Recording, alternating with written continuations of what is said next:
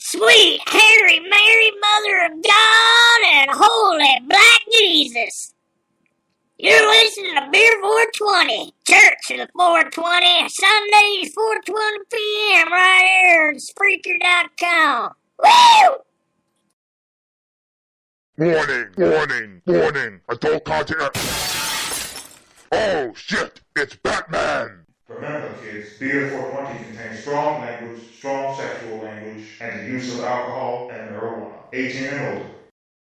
Beer420, crack a brew,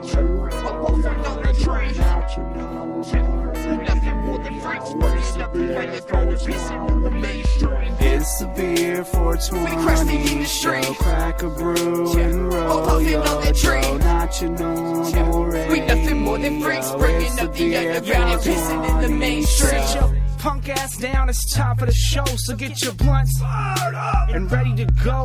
Lose the inhibition, listen and let your mind blow. Every thought brought here is a chance to grow. Tired of politicians telling you what you can't hear? What we offer is the truth uploaded straight to the ear. So you can catch us on the interweb with all of the nerds yelling fuck the industry and throwing double the birds. Ha! Listen, we on a mission, dissing a 99, pissing off the piggies that treat us like we was Columbine. The police state is a state of decay. We gon' keep broadcasting till they haul us away. So kick back, relax, and enjoy this here. Probably share a couple laughs and maybe even a tear.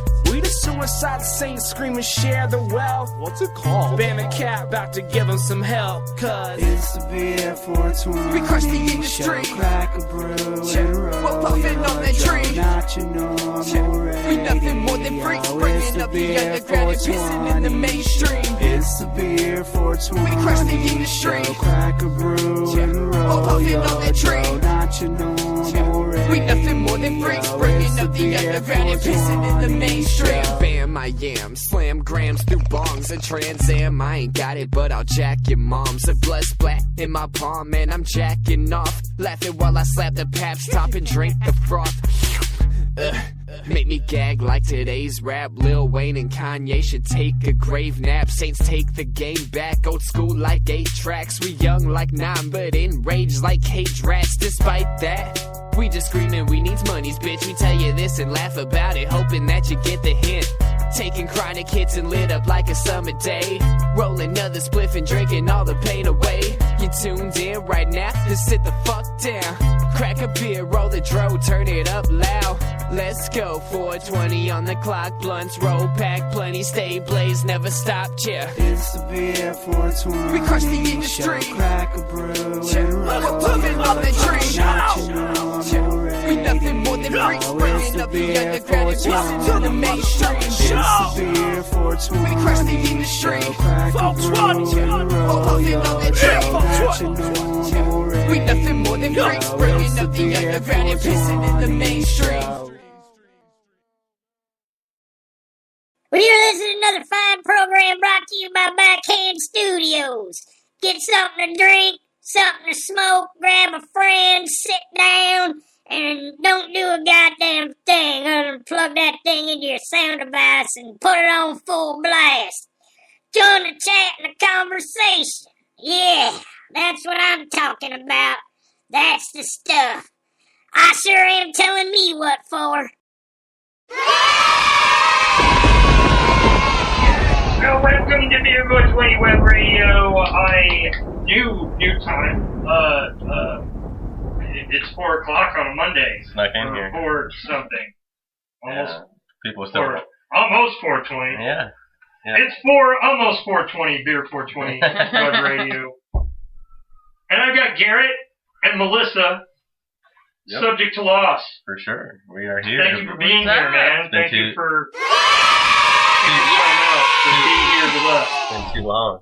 It has been a long while, man, Yeah. and like a lot of things have changed. Oh, too many things have changed. And you've been on the go, go, go. Yeah. And not slowing down. No, definitely busy this year. A lot of changes. So, we just kind of a lot of sacrifices with it. So you just kind of have to roll with it and, find what you got. And then once you find it, you lose it. So, just pick up the pieces and keep plugging away is what we've been doing. So, especially me, I think last time I was here, I'm the only guy that's still with the band, so kind of, organic changes, with families and people want real jobs. Life happens. Yeah, life happens. Right, definitely. right. It's hard to avoid, and some people have that passion, but it's hard to make ends meet and continue it. So right, exactly. I'm still here though. I haven't given up yet, so it's kind of a sad reality sometimes. Sad reality. I am the lone survivor. In one of those video games, you get the survival bonus points. Yeah. For being the last one in the ring. Hopefully, I got some bonus points. Yeah, man. Well, it's good to see that you are still here. Yeah, You guys are kicking and still creating and making stuff happen. So, what a substantial change would you say that would stand out most to people that are listening to you then versus now that would be different? Obviously changing up band heads. Yeah. Well, most definitely would be Melissa, my wife. What's up? We was doing stuff on the side, and it just kind of integrated into the band together. I don't know if you remember Altered Minds. Mm-hmm. She was the vocalist for Altered Minds, so it's kind of how we met on the scene about 2.5 years ago, and I'm kind of her biggest fan, so I just eventually. So wait, were you a pre-Lulu Altered Minds? I was actually really good friends with Lulu, and they had the song Altered Minds that they needed a vocalist for, and she called me up, and she was like, "Man, so you're on the Altered Minds, Yeah, I'm the chorus vocalist on that one. Oh no shit! I did not know that. Several tracks. Remember, folks, recycle plastic. Several tracks, I think she kind of laid down. Yeah, with them, right? Leave the Lights On. We did with Too Much. You were on Leave the Lights On? Leave the Lights On. That was an amazing track, man. That was actually my favorite one to do.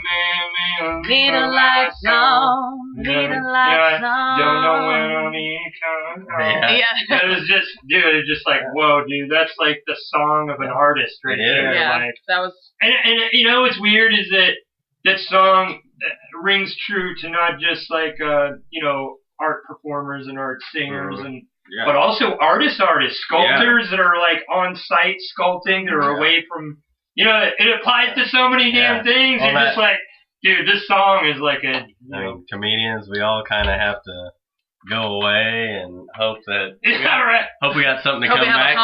Right, yeah. Somebody's waiting there, hopefully. Right, yeah, exactly. Like, I've been away, like, grinding away at this and making the dream come true, but was there anything to bring the dream back to? You're like, shit, it's an empty lot. What happened to my house? That would be the most substantial change. For the longest time, I've always kind of wrote the songs from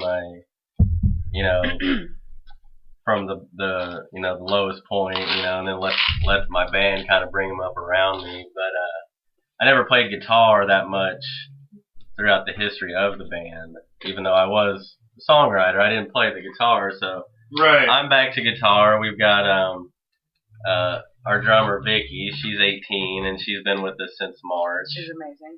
Oh wow. So we kind of got it's a half girl band now. You know what I mean? So right. And then our we've had some friends play bass for us, and kind of get us through the hard times. So we're working with a guy right now, Bobby, that we really like. He's I think he's in 17 other bands in town. You know what? I do find that bassists, though, bassists are really good at doing that. Yeah, period. Flexible, being very flexible. Like, I know bassists that play 4 or 5 bands, and have 4 or 5 gigs a week because of it. Yeah. Kind of like a drummer. And what's amazing is they know all the different songs of all those 4 bands. How do you remember You're like that bro? one guy is remembering all those chords for all those different bands. How do you remember that, what bro? What the hell does he do? It's the booze, bro. It's the booze. Well, beer is a hell of a drug. It's a hell of a drug. And as a bass player, sadly you don't get to do as much writing, for the full band. I mean, you can. But that's usually but guitar. Generally not. Generally there's a bass line or a set of chords and a bass line, and they just follow the lead, right? So, but he's a great songwriter. I know he kind of has his project where he gets to do that, and then he just gets to come in and go, "What's the note? What do we do here? Okay, all right, I got it." And he's like, "Oh, it's this." We're like, "That's perfect. That's what it is." Yeah, so he's a joy to work with. So we're kind of on the 4-piece stature right now. Go in and out of having lead guitar, it's just, I'm not the type to really try to hunt something down. I just kind of let it happen. Right. You know what I mean? Like, I don't. I'm that way. Yeah. I'm that way, man. Yeah. I don't hunt it down. Yeah. I vision what I'm looking for. Exactly. And then I don't hunt it down because in hunting it down, in my anxiety and anxiousness, you just tend to go for the wrong thing. Exactly. I'll go for the wrong thing, or something will be missing, or it's so not like what you thought. I learned the hard way. That's amazing though that you already got that pinned. You're like, no, I'll let it come to me. It's kind of like just breathe, feel my zen. Your band members and your girlfriends, you can't find them on Craigslist. Yeah, it's got to be something that the energy, the synergy pulls you. You gotta let patience come into play, and definitely not Craigslist for anything. Well, that's awesome. We even touched some spiritual conversation there in this episode of Beer420. We welcome that. Connection. Yeah. Always. Music is a connection, and music puts off sound, light. It affects the soul. It affects your vibration. And it helps some people bleed. You know what I mean? Like for me, it helps. Writing and singing helps me overcome things. It's and that's why I do radio. It's like, like I got all that pent up energy. Yep. Since I've been doing radio, it's like my biggest therapy is that I get to vent, I get to explore. In a positive manner, too. Yeah, exactly, yeah. And I'm helping other people. Maybe I say something they don't agree with. Maybe they'll bring to my attention another angle of looking at it. Yeah. You know what I mean? So, like without the conversation, without throwing it out there, without creating, there's no feedback, there's no growth, there's no canvas to, kind of let that... for it to just grow. Yeah. Definitely. So you pulled in on this new energy, this new vibe that's going on in Subject to Loss, and you're pushing forward. What are we looking at going forward here? Well, it's as far as live, we've always gotten good compliments on our presence. Husband and wife, we kind of have a good rapport. We work together. We play music together. We live together, and I still love him. Yeah. So, and you still, and I still like him. Yeah. Yeah. Somewhere. Wow. This is like. Sometimes I have to fake going to the bathroom. Let's get Guinness on the phone. We got to be in on this. I used to work with a guy that did that same thing. He's like, sometimes I have to fake going to take a shit, so I can have 10 minutes apiece. You know what I mean? 10 minutes alone. Yeah, like, I gotta go to the bathroom. We solved that with a second Xbox. There you go. Yeah. You're just like, see ya. Yeah. I'm going to watch Netflix. I'll see you later. Yeah. No, in the back bedroom. Looks like you're busy here. With us, it's he'll go in the garage and start plucking at the guitar, and I'm like, I'm watching Game of Thrones. You do what you want to do. There you go.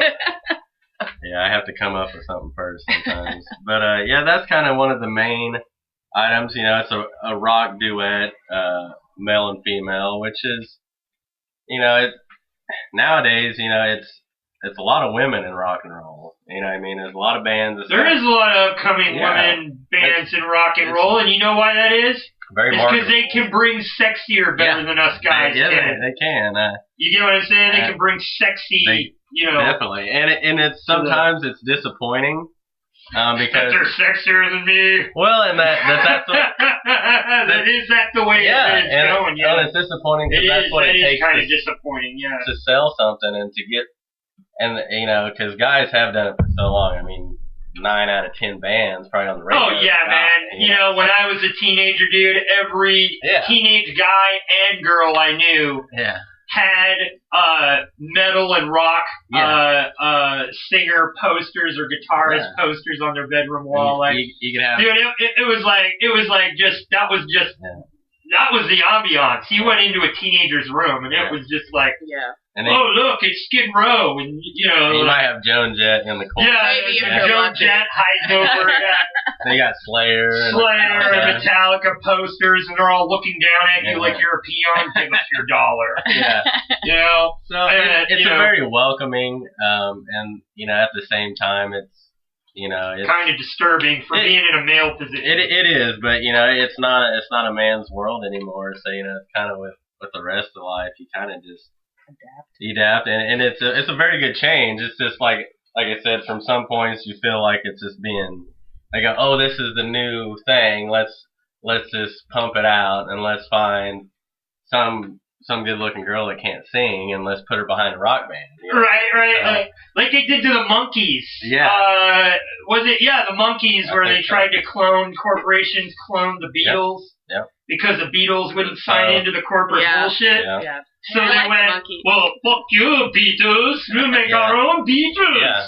And they grabbed a bunch of nerd kids that looked the part and like taught them how to play basic instruments and like went, all right, now we're locking you in this room. Make music. Yeah, but we're trying. I like the Monkees though. The Monkees are great though. Yeah, I mean like cult classic now. I grew up on they were a spin-off. Exactly, it was a spin-off crunch market of like something that was real. We found something that makes crazy money.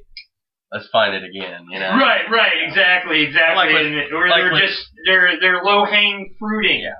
You get what I'm saying, and that's horrible too. Is that you know, I've had this discussion with independent artists, and that is, and mind you, I connected with this guy in Norway who toured the U.S. for a while, name not mentioned, and I chat with him quite often, but he lives in Norway now, and he sent me a bunch of these rares of his, like, tracks and stuff. Yeah. And I listen to this stuff, and I'm like, oh my god, like, this is like, they wouldn't put him on the radio, da-da-da-da-da-da.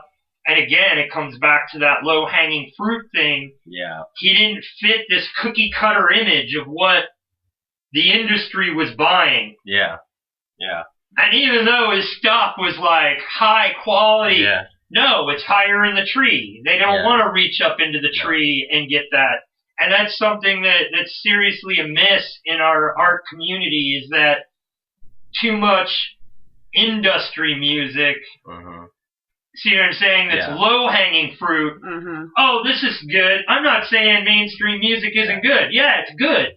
But that's it. It's good. And it's easier. It's not amazing. It's not innovative. It's like everyone is kind of molded after the other one. When you go up the branches in the tree a little bit, and you get into the independent artists that are creating tomorrow's next thing. Absolutely. They don't want to pay for it. They don't want to hassle for it. No, and they can't. They want you to come to their door and just sell your soul and be done. I always tell musicians, too, especially the ones that are uber talented like that, there's a fine line between what a musician wants to hear and what people want to hear. Oh, yeah. You know That's what I mean? true, too. Because, you know, a lot of people aren't musicians, and it just, you know, your dream theaters and your stuff like that just go over people's heads, you know. Right. That's like the epitome of real music, you know what I mean? That's, you know, nobody can pull that off with this group of guys, but nobody wants to listen to it, you know what I mean? So it's a sad truth, but, you know, we've tapped into the female rock, and I think, like I was saying, I think I've always wanted to, you know, do that, because I saw that way back when, but now, like I said, when I finally got the artist to female artist, it's all over the map now. I'm like, oh, I'm always 2 years behind the curve, you know what I mean? So I'm a little torn. So now but wait, you feel like you're coming around on the surfboard and getting back onto the wave. Yeah, so exactly. Maybe this is starting to look okay now that I'm on the same side. Well, and like bands like Hellstorm and Pretty Reckless have kind of broken into that major market, you know, to where, I mean, I don't even know what females rock compared to like your Nirvanas and your Candlebox and Metallica. Like, and I mean, maybe that bitch got raked through the coals. Yeah. And she literally helped like break that whole She did. I don't like her as a person, for but as an women artist, she was in rock good. or metal or punk or like she kind of broke that. Yeah. Even though she was a tramp, she was sexy. Yeah. You know, because she was doing it raw. You know. Yeah. Agreed. And I even remember I was watching MTV. This is back in the 90s. I was there. And she was sloshed out. You know, this is at the peak of the MTV empire when all of us tuned in. When they still played before music it was like reality TV and no music. When everybody left. They had some bandstand thing or like one of their interview stations, whatever, for MTV set up. You know, wherever random. You know, Hollywood, California, or wherever. Blah, blah, blah, look at these frilly, blah, blah, blah, you know. And then on walks Courtney and just shows her muff to the world on live television. And I'm just like, whoa. Go, Courtney. I just saw her clam, dude. That was just, wow. Like, that just she don't even care. And then they flip out over Tina Turner's nipple, or, Janet Jackson's nipple. And I'm like, but she it kind of looks like Michael. I just thought maybe it was Michael's nipple. But every guy through the 80s and 90s showed their package through tight leather jeans. Exactly. The pants boner. Like, I mean, oh my God, like props to Courtney. David Bowie, all of the movie legend, the entire movie legend, nothing but his boner. Yeah, that's a good. His pants boner, the entire whole movie. So, and you keep looking at it, going, "Is that a cod piece?" Yeah, it's not a cod piece. He's got a freaking squash in there or something. But yeah, but just crazy, you know, the morphing of the art industry and music, and you know, Courtney is thrown to the gutter. You know, like she's never going to get recognition for that break. You know, and there were others like her. You know, Kitty. Yeah.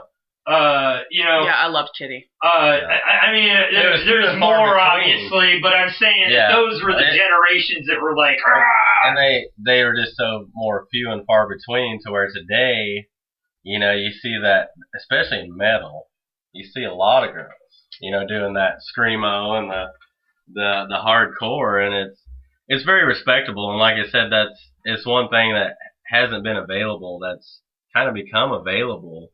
More so, maybe because it's just marketable, and maybe it's just these, you know, they're trying to find that next, you know, Beatle, that they can sell, you know. Right.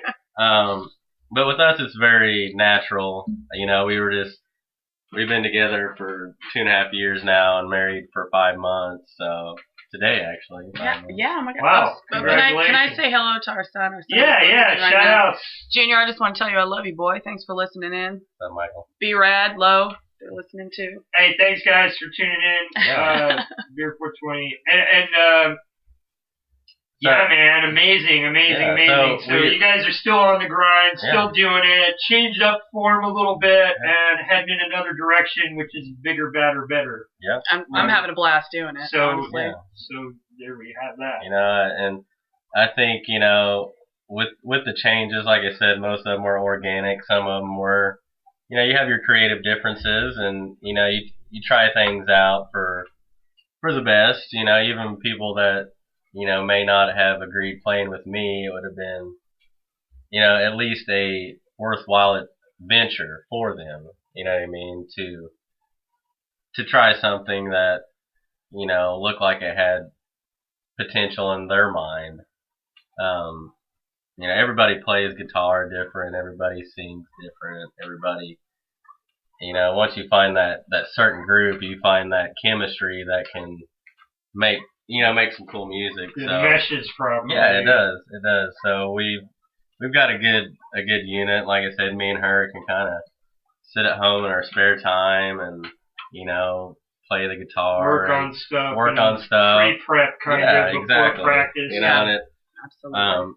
Took a little bit of pressure off me. I mean, I love songwriting, but, you know, I really wanted to get back into guitar, you know, and kind of get good at guitar. Right. You know, I mean, you know, just have more time where I'm not just here than just showing this guy how to play something kind of. Right. You know, so we kind of do the duet style, which, you know, hopefully isn't, you know, it's something that's new to the music industry. You know what I mean? It's not too often. I think you've got like Lacuna Coil and a couple bands that have that.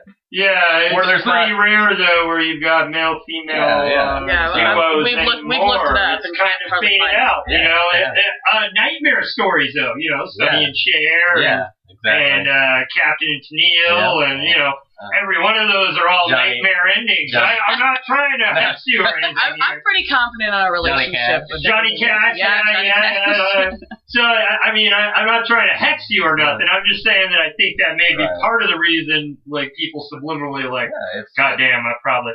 Or it could be the other shoe is that they each went in different directions to do their own bands because they're married and trying to avoid each other. It is a rare kid. I like being around him though. So you know.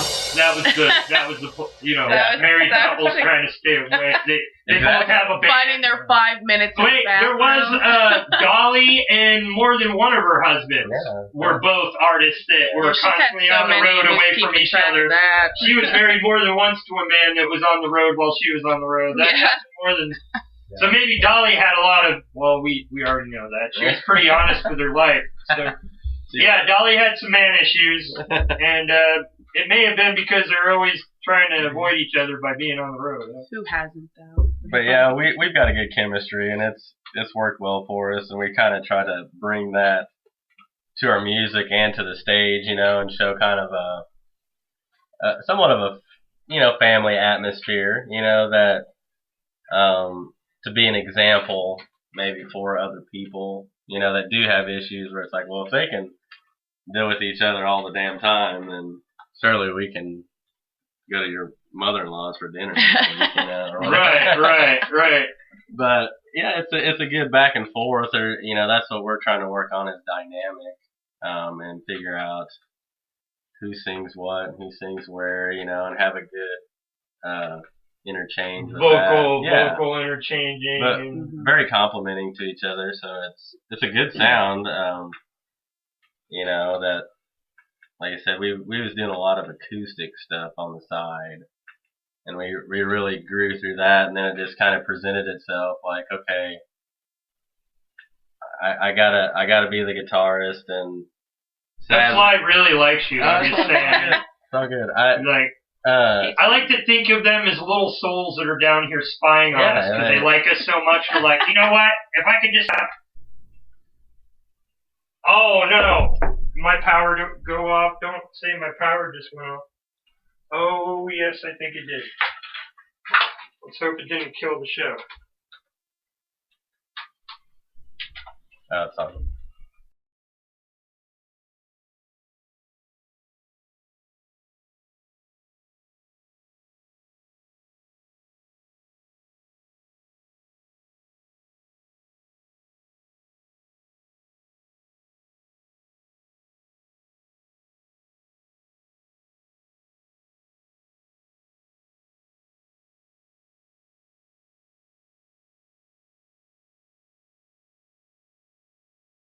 Back though because I'm very loud.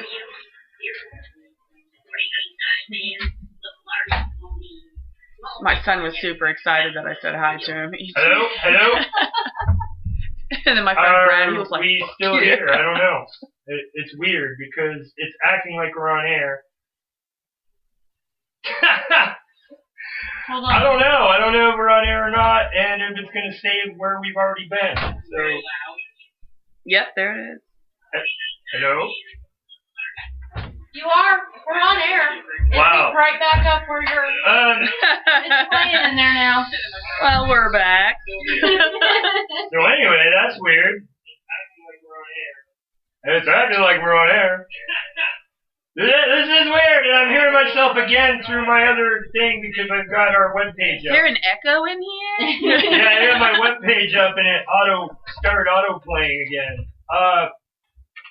Are we back, or do I gotta... Anyway, yeah, it looks like we're back on air, and I don't know if it auto-saved where we were at or what, but anyway, we're on, so. There we go. Hey, I had time to go to the bathroom. We're taking a 50-50 chance that it's going to keep either the beginning or the end or both, but. Yeah, no worries. We'll just come back and do it all We're again. pretty chill. Come back and do it again. That's what will happen until you got the nerve right there. I unplugged the computer for my waffle iron, so. So that everybody is up to par. What happened? Okay, well, when I was setting up in the garage, I was removing and relocating everything, and as I moved it, I saw that my mic cables are going over the electrical cable, which can cause a magnetic field and a disturbance. So I moved the cable, and then I forgot to plug it back into my laptop. So my laptop died. That was the show has been temporarily interrupted by some supernatural power in which it just magically comes back with...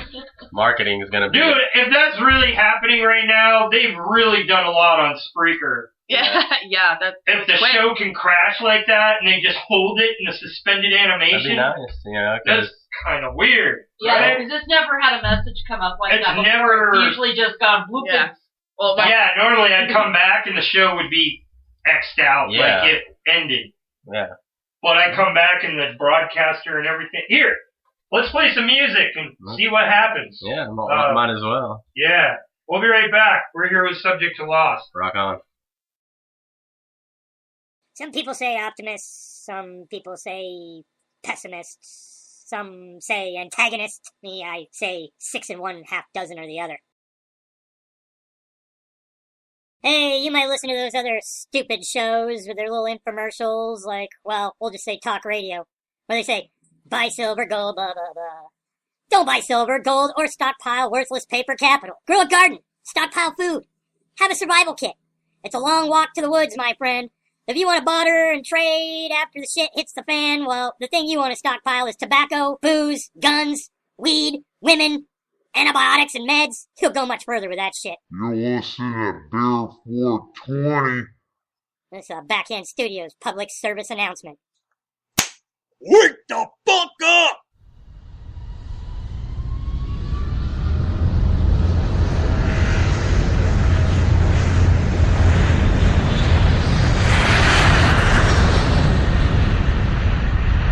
You're listening to Beer420.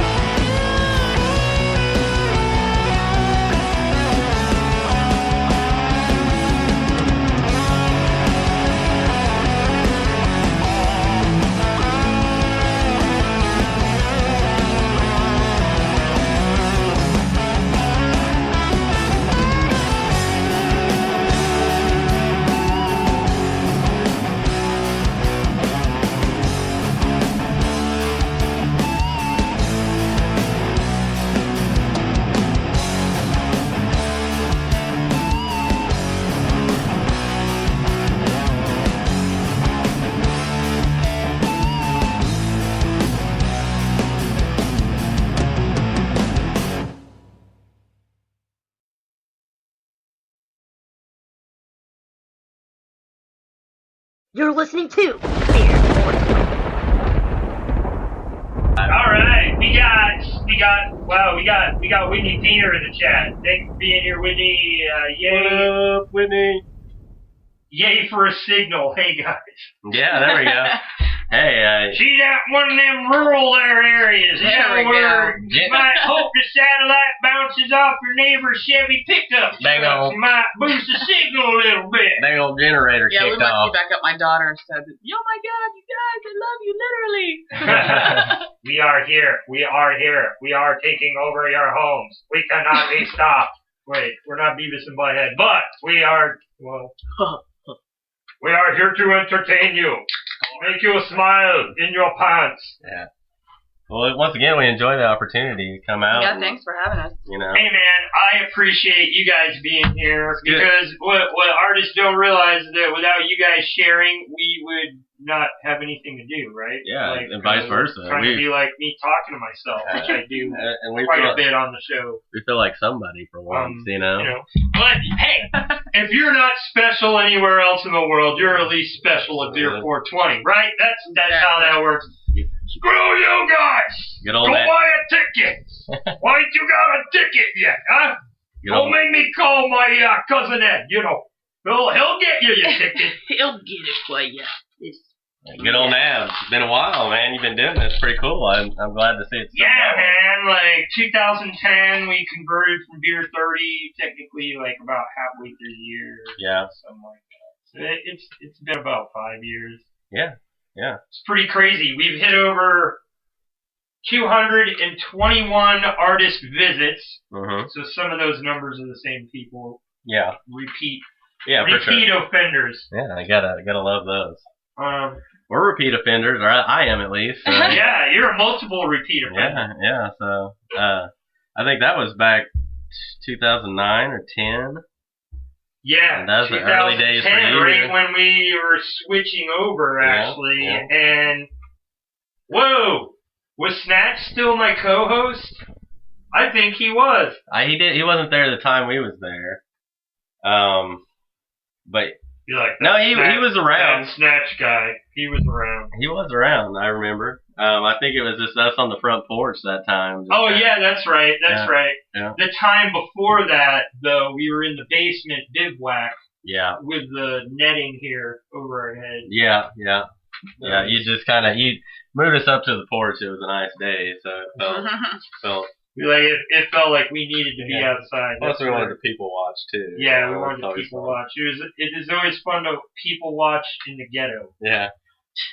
In the white man's ghetto. In the ghetto. In the white man's ghetto. We did it over at my brother's on commercial. It's a game called is it a hipster or a hobo? Hipster or hobo. I love it. That's great. You can't really tell the difference anymore. Right. You can't tell the difference anymore. Hipster or hobo. No. They dress the same. It's miraculous. Yeah. That's so the hobos can blend in and so the hipsters can blend in. It works for both of them. I can usually tell if they come into my job because a hipster will be a vegetarian covered in tattoos and big beards.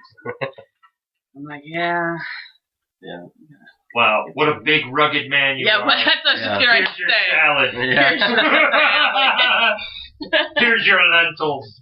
I'm more into the John Wayne type, you know. Right, he's like, give me half a cow.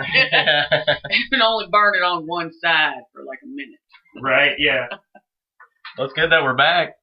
Yeah, man. I wanna thank you again for being here. And you brought your acoustic. It's laying there. Yeah, you want me to? You ain't gonna strum that up right now.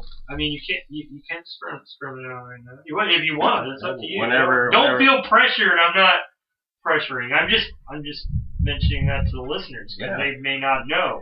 Yeah, we might as well. They've been listening to us long enough. They have been listening to us ramble and rant for quite a bit. But sure, they'd like to actually hear something. But talk is good. Yeah. Talk is great. You know, honestly, I don't think,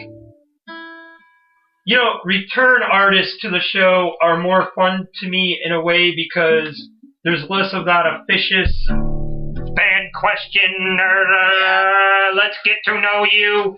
Yeah. It's more like laid back, more like, hey, we're just chilling. How you doing, man? What have you been up to?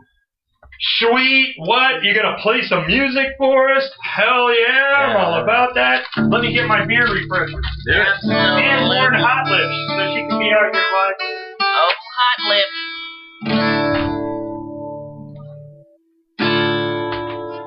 We're gonna do Supernova for him? Yeah, why not? And let you guys entertain the microphones by yourselves. Well, he was host there for about 10 seconds. You're a host for 10 seconds. We did okay. That is the limit time. I'm not as cool as you are, but... We figured it out a little bit. I heard the 30-second delay in the other room, so it was just, strumming. Yeah. He's like, here's my host. Nats can't do this.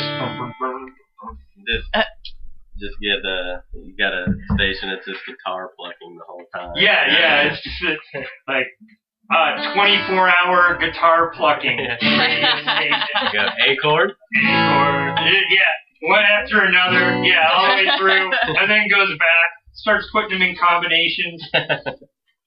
We'll do a new one, some stuff that's not off the old album, kind of more featuring Melissa. This one's Supernova. She's ready.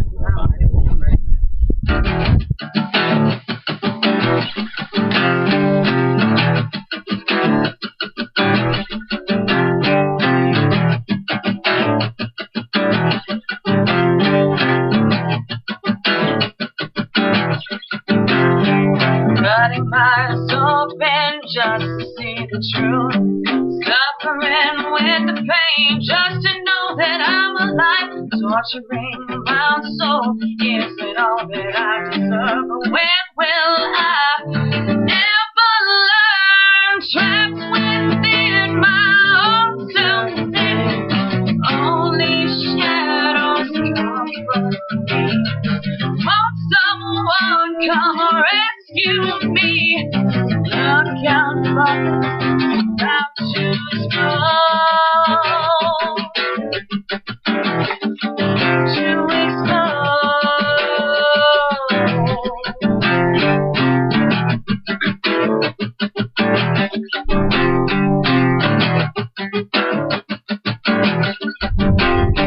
looking at myself is the hardest thing to do.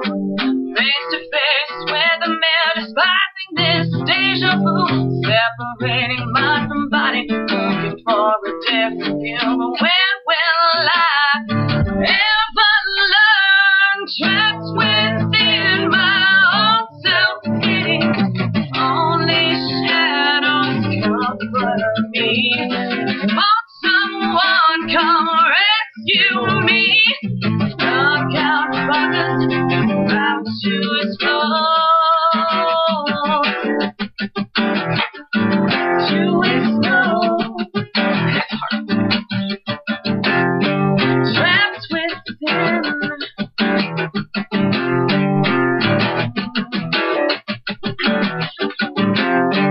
Trapped within my own self-pity.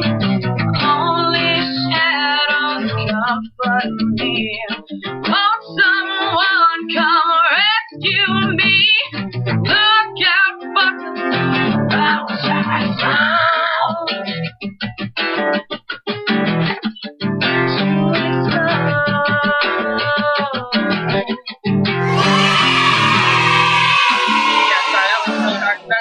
That one live, that's like one of those, I growl and I scream. Right, you're like, You know what I mean? I'm like, I'm screaming. Don't growl, don't I'm not scream. growling and screaming right now. I had to do a little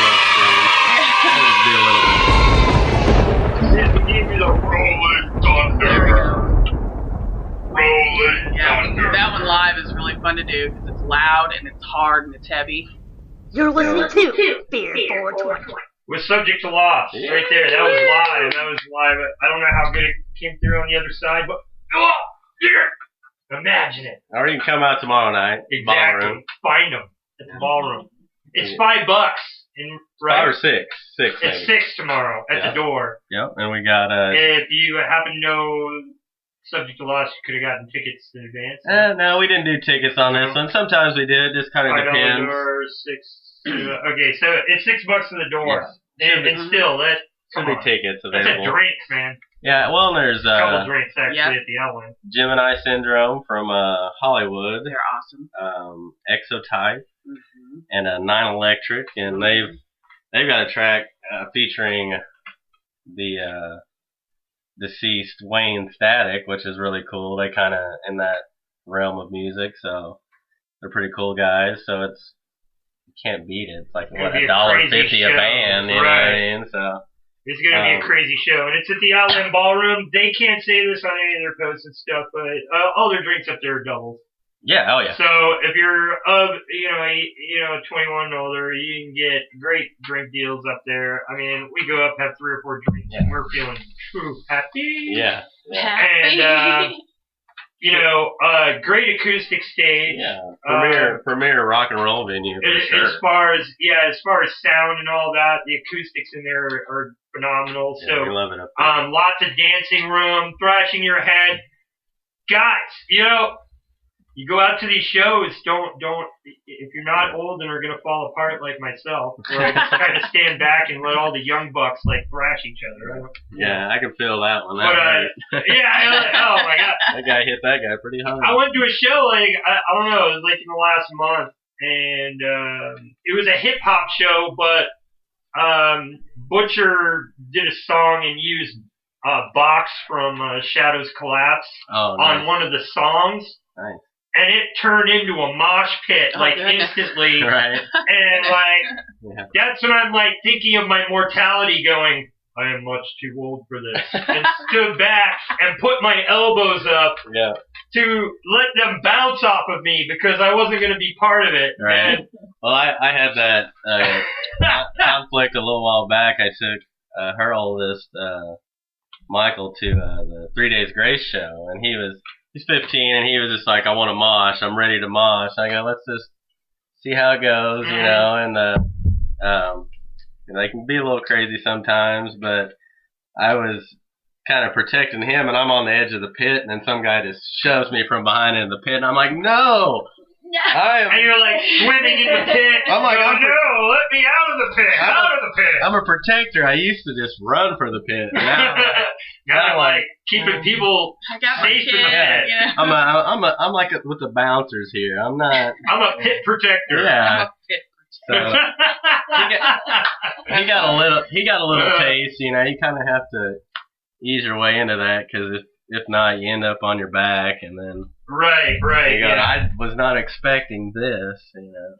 I was expecting but that's what's great about mosh pits. It's one of the most respectful, chaotic places ever. To be, right. It's like you get knocked down and everybody's ready to pick you up. But there's an art to it. True moshers are not smashing into each other. They're rolling off of each other.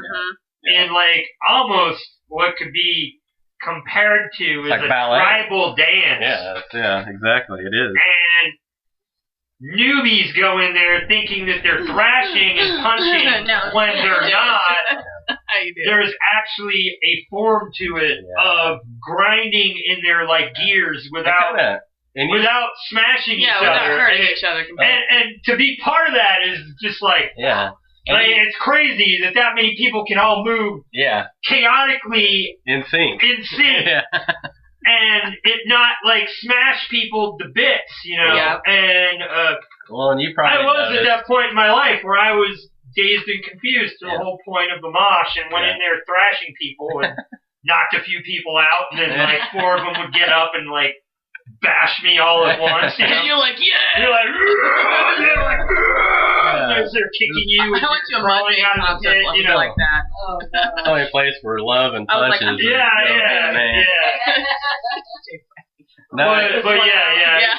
Well, and you probably noticed the past few years, it's really changed into the hardcore dancing. I don't know if you're familiar with, where they just kind of sling their arms, and they just it's a lot more violent. But with the hardcore bands, they got their circle pits, and where they. And then they're swinging their arms. Yeah, and they're just slinging arms, and you just it's like, no, we just bounce and push and. Pick each other up, but they kind of have a new, very more aggressive, angst into it, and I was like, It looks like a bunch of cattle out there, you know. Right. Where are we at? At the rodeo? Holy place in Delphi, or what? Am I going to get in a 700-person death trample here? Right. So we've kind of had to learn to, take a step back. We're in our 30s, so we're, not. I'll go with that. We don't, recuperate as quick. We are in our 30s. Right. How close? We can relate. Yeah, exactly. Because it kind of just had this. And I feel bad on one level of myself when I go to a metal show or something, and I'm like just standing there going, "Yeah, this is good. I'm grooving to it." Yeah. And I'm looking around, like all the young people are just grooving to it. And I'm like, why aren't they moving more? They've got like 100% more energy than I've got, and they're hepped up on soda. You know goddamn well they are. Where the fuck's all the energy at? They're like, I feel bad that they're not moving more because I'm too old to move more. Yeah. Like, I got a handicap. So right. I'm like out there feeling like I got a mental handicap card, and then I'm feeling bad that I'm not moving enough because the young bucks are just standing there. I'm like, what are you guys doing? Come on. You're at a metal show. Break your neck. Yeah. Break your neck. They need to come I'm trying to live vicariously through your acts of aggression. They need patches for us old timers. Like, okay, see it here? I used to break my neck. Yeah. Back in the day. But I can't. Retired neck breaker. Patch for all the old biker vests. Yeah, stuff. exactly. There we go. Retired neck breaker. Yeah. Retired. That's a good one. But yeah, that's a good tattoo idea, actually. I tried to pass the torch on. I was like, oh, and like I said, I ended up getting thrown in, and he was. You know what? He had to watch me struggle for a minute or two. I think a big part of that is like passing of the torch. Yeah. Failed somewhere. Yeah, it did. You see what I'm saying? Yeah. Like somewhere between my generation when metal really started to boom when I was younger, and we would get in full blown out fist fights over which band was better. You know, dude, it was hardcore. Yeah. It's like, you did not want to go to one of our parties and choose the wrong band as the ultimate fucking metal band because come frickin' 2 or 3 in the morning when we were all shit lit, there would be an all out frickin' bonfire battle, and there'd be fists flying and everything over Slayer and Megadeth, and it's like Boston and Philly or Slayer or Megadeth. Yeah, you got these guys just full out, they're like best friends, full out throwing down at the bonfire party at 2 in the morning, and then just turn into corduroy, the denim jackets with the patches sewn on the back. That's all you would see is these back patches and boots and, fists and spiked bracelets and shit. You're just like, man, things were pretty hardcore back then when I was a teenager, man. We were really hardcore about our metal. And then somewhere in between there, which part of came, I think, from the whole deterioration from the Metallica movement, and then Axl Rose destroying that whole other wing of the industry. And I mean, anybody that's into the music science, if you will, and the politics, know that those were 2 huge things that affected the metal industry, period. The rock and metal was devastated by Axl Rose and Metallica. Acts that they had done to their fans over and over again. So then you lose all of those metal fans that kind of went into recluse and went back to their old school shit. Went back to their old Alice Cooper and their freaking Motley Crue and died that way. And then didn't pass the torch to their kid. A little torn by a certain, and it's and it goes to show how much impact a band can have to an industry. I mean, honestly, man, I think I knew more people disappointed from Metallica cutting their hair, just cutting their hair. Cutting their hair was a huge deal when it came to Metallica. I mean, they were called sellouts, and Well, and then the voice lessons, and he lost his grit. So his evolution. Changed America. It really did change music. America broke the fuck down, went back to Motley Crue, and took a nap for about 20 years. Well, and I'm in a phase where I'm kind of torn with, I call them metal boy bands. I don't know if you're familiar with metal boy bands. But I okay, without saying that I delve too deeply into such pits of despair, I can say that I see where you're coming from. Yeah. I mean, we've played with a couple, and they're great. Great bands with great followings. I won't mention any names, but we played with a band at a sold-out show. Very good for us to hit that young audience, you know. Right. But they become famous for doing a Taylor Swift cover metal. Oh God. You know what I mean? And that was yeah, and it was just, and it's weird to see, like I said, back in the days of Metallica, it wasn't 12-year-olds at a Metallica show. Right. It was grown-ups. Right. You know what I mean? It was AC/DC, that wasn't meant for 10-year-olds, but nowadays the metal. I was there the day it happened, man. Yeah. It was Metallica's Black Tour. Yep. Hit a younger crowd. Alice in Chains had won second place in the Monsters Battle Band in the Quad Cities. Mm-hmm. I was listening to it on, radio. And they took second place. You never heard of the first place group again. Yeah. Within 3 or 4 months, Metallica came through with their Black Tour with Danzig, Suicidal Tendencies. It was fucking awesome. An amazing lineup, right? Yeah. I go and see him in the Quad Cities, and because of that Black album, they had gathered so many new fans overnight, and the people in the crowd weren't my age. Yeah. Party age people. Yeah. Around me, all of a sudden, I was a stranger in a strange land. And I am surrounded by 14 to 16-year-olds. Yeah. My age group. And I'm like, what the hell is going on? And Metallica kept screwing up their sets, and they were recording shit for MTV. So they kept trying to get the crowd to sing their songs, and I'm like looking around going, these guys don't know your fucking songs, you retards. Yeah. Like, that's sad. What the hell are you? So sad, though. No, but they were trying to play Jump in the Fire and get these new listeners that have heard Master of Puppets. Yeah. You get what I'm saying? Now, if you had played something from Master of freaking Puppets... They're looking at their watch waiting for that song. Yeah, they're waiting for Master of Puppets. Yeah. And they're playing Jump in the Fire. Like, that's going way back machine, in Garage Days shit, and I'm like, hell yeah, they're playing Garage Days. And then he leaves stage because no one's singing it. I'm like... And it is a sad... Looking around me going, this is a full crowd. Like, nobody knows. That is super sad, though. And they kept leaving stage, and it just pissed me off. The traffic was so bad, so I missed Danzig, and I got the last set of Suicidal. So I was pissed to begin with, and then that happened, and I'm like, that's it.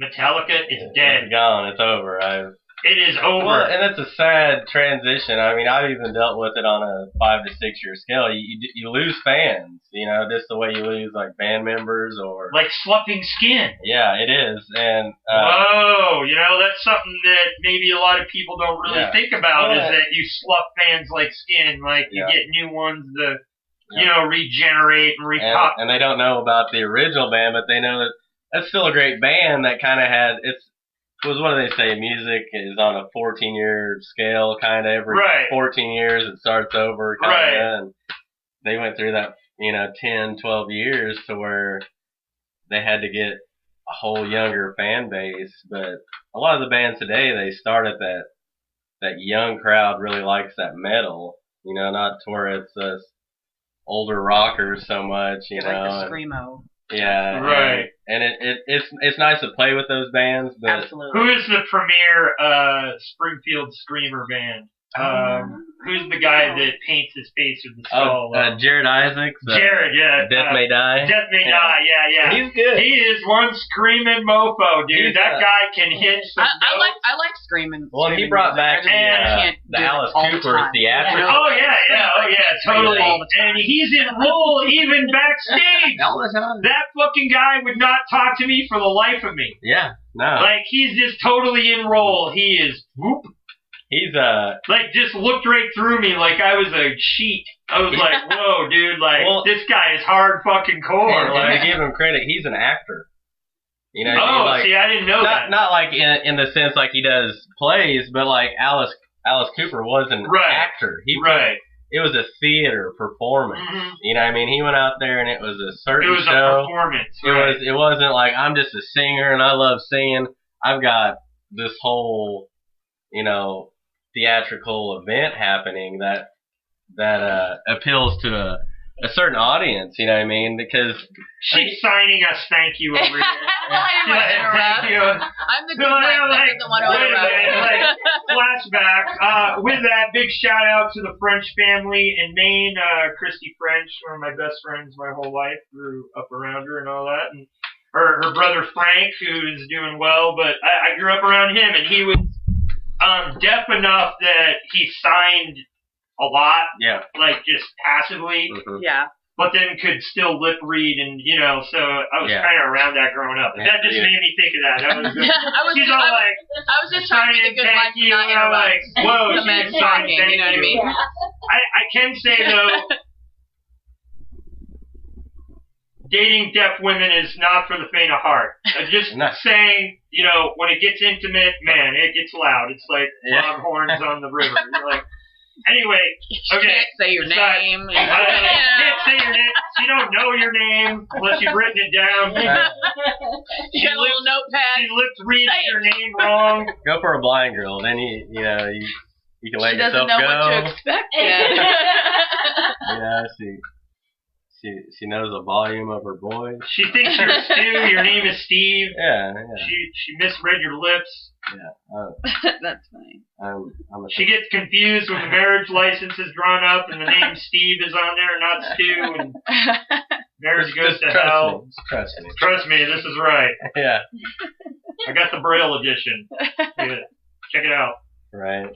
But yeah, it's definitely been, you see those transitions in music constantly, and evolution is good, but when you're a household name, it could be tough, and especially if we're like, look, you're seeing your ship crashing and burning, and the rats are jumping from the ship. I mean, that's like, Axl Rose had that happen, and Metallica had that happen, and those boats just kept steaming along until they just drove themselves into the bottom of the ocean. Yeah. Like, literally burying themselves like a spade shovel in the bottom of the ocean. Like, they kept chugging even though they were sinking the whole time. But they were tough enough to keep chugging.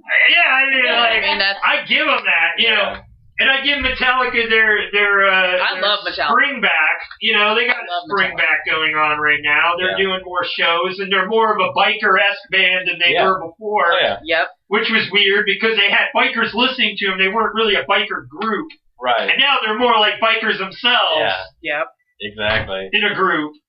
This is kind of freaking weird, It just kind of. Well, it's like the children of the original Metallica fans are grown up now, and they're like, yeah, I remember that. I'm bringing it back. Like, like you said, there wasn't a passing of the torch, but there was kind of like that circle come back around to where people needed those old albums of Metallica. Right. They needed that old shit again, and I would say that there were a lot of Metallica tracks. I'll just say, I saw the mothership listening to Metallica. So, if you could say that, then you've been somewhere with a band. So, it was devastating for me to watch all that transpire. Yeah. It's good to see that they're up and trying to continue on with the new evolution of Metallica, which is now. Yeah. But it's weird. I guess this show is about the evolution of music. Yeah, that's a good one. It's constantly happening. Day to day. You kind of started hearing like the Black Crowes sound come back. Oh, and, my boy. Oh yeah. You know, just those sounds, they just kind of. Dude, the like, Black Crowes and the damn Yankees. Yeah, and all that, like nobody's heard that for 10 years. Oh, and they're all like, man, this shit's fresh. Yeah. Yeah, it was fresh 20 years ago, That's bro. when I was 15, yo. Why do you think I'm so open-minded, fool? Well, it kind of goes to show, like, with, not that, you know, because we've got a song where it's trying to write a song that hasn't been written, and that's why, like, you got your techno and your trap music and your this and that, because it's good music is very accessible, whether it's new or 30 years old or 20 years old. You can find good music, you know, and it's like this new generation just was looking for something that was actually new. You know what I mean? And that's the sad part about, like, techno and dance music and everything. Right. It's like, well, this is actually it's like their new. attempt at coming up with something Yeah, new. we found something that wasn't done in the 70s or 80s or 90s, you know, or the early 2000s, you know, that is, and you know they don't like it. They just have to listen to it because it's new and it's different. And DJs are all the, you know, they're the superstars of today. They're the bee's knees nowadays. Even rap music had that day in the sun where it was like, this is new. You know, I mean, this is finally something new, you know, and it was very appealing. Still is. I'm big into hip hop, but you know, it kind of had its day in the sun. Now it's just kind of like it's there. Yeah, it's there. Accessible. Yeah, It's not new. We got 10 Tupac albums. Although they did do the whole twist with the nerdcore and the positive rap movement. Like Common and people like that. Yeah, those are two new things that come out of the hip hop thing. But you don't have to be a gangster or to have lived in Crenshaw to actually put out some of that style, you know. Right, exactly, yeah. That was what was cool when it first came around. Is like, well, these are actually people. Thugs. They live in plight, and they have a story, and it's a story that's never been heard. It's a story about plight, and now they've got horrorcore that's made up stories about slaughtering people and doing serial killing. Yeah, you know, necromancy, you know.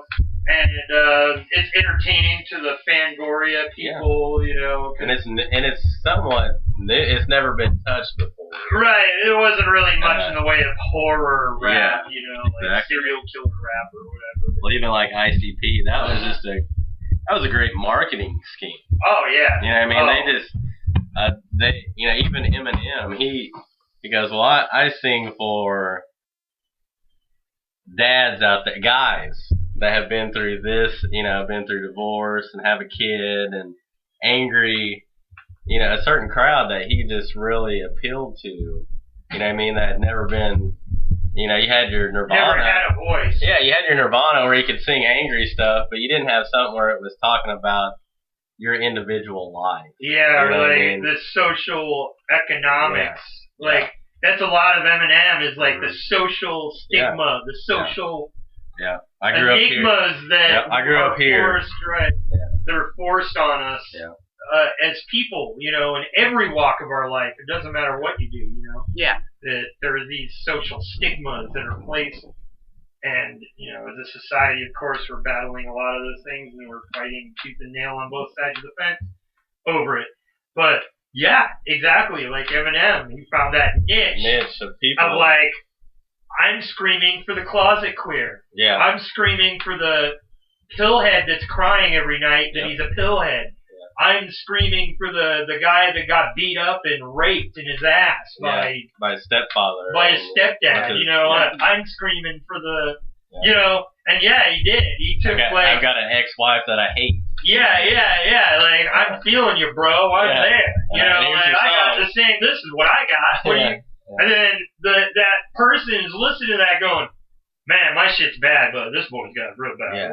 My shit looks better right now. Like, so that was his market, was making himself look worse the situation of his listeners so that they can feel better about their life. Yeah, that's a very... And it's crazy, man. Because you want positivity. It tells you the social, psychological aspects of music, you know, that people connect on different levels to different things, you know. Well, like certain artists write about themselves. We kind of write about...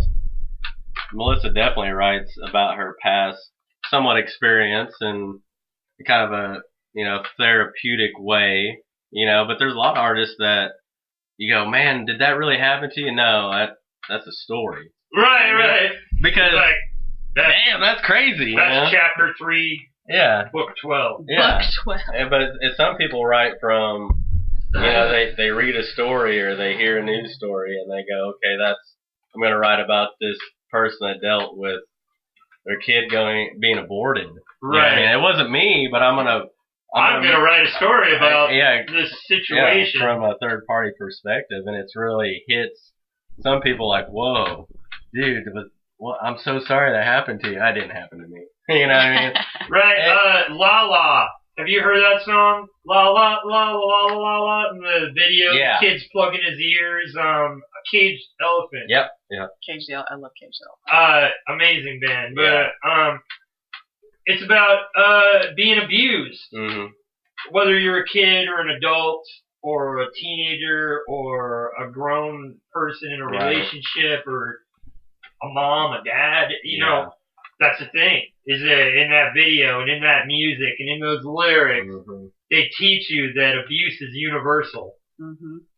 That the same abuse that the little kid is getting is the same abuse the adult is getting, is the same abuse mom is getting, is the same abuse dad is getting. Dude, that video cracked me up. I was all like, yeah. People being abused out there. But everyone has their perspective, and it messed me up is when I found out 60% of women are battered. I've been eating them raw this whole time. Woo! Eating them raw.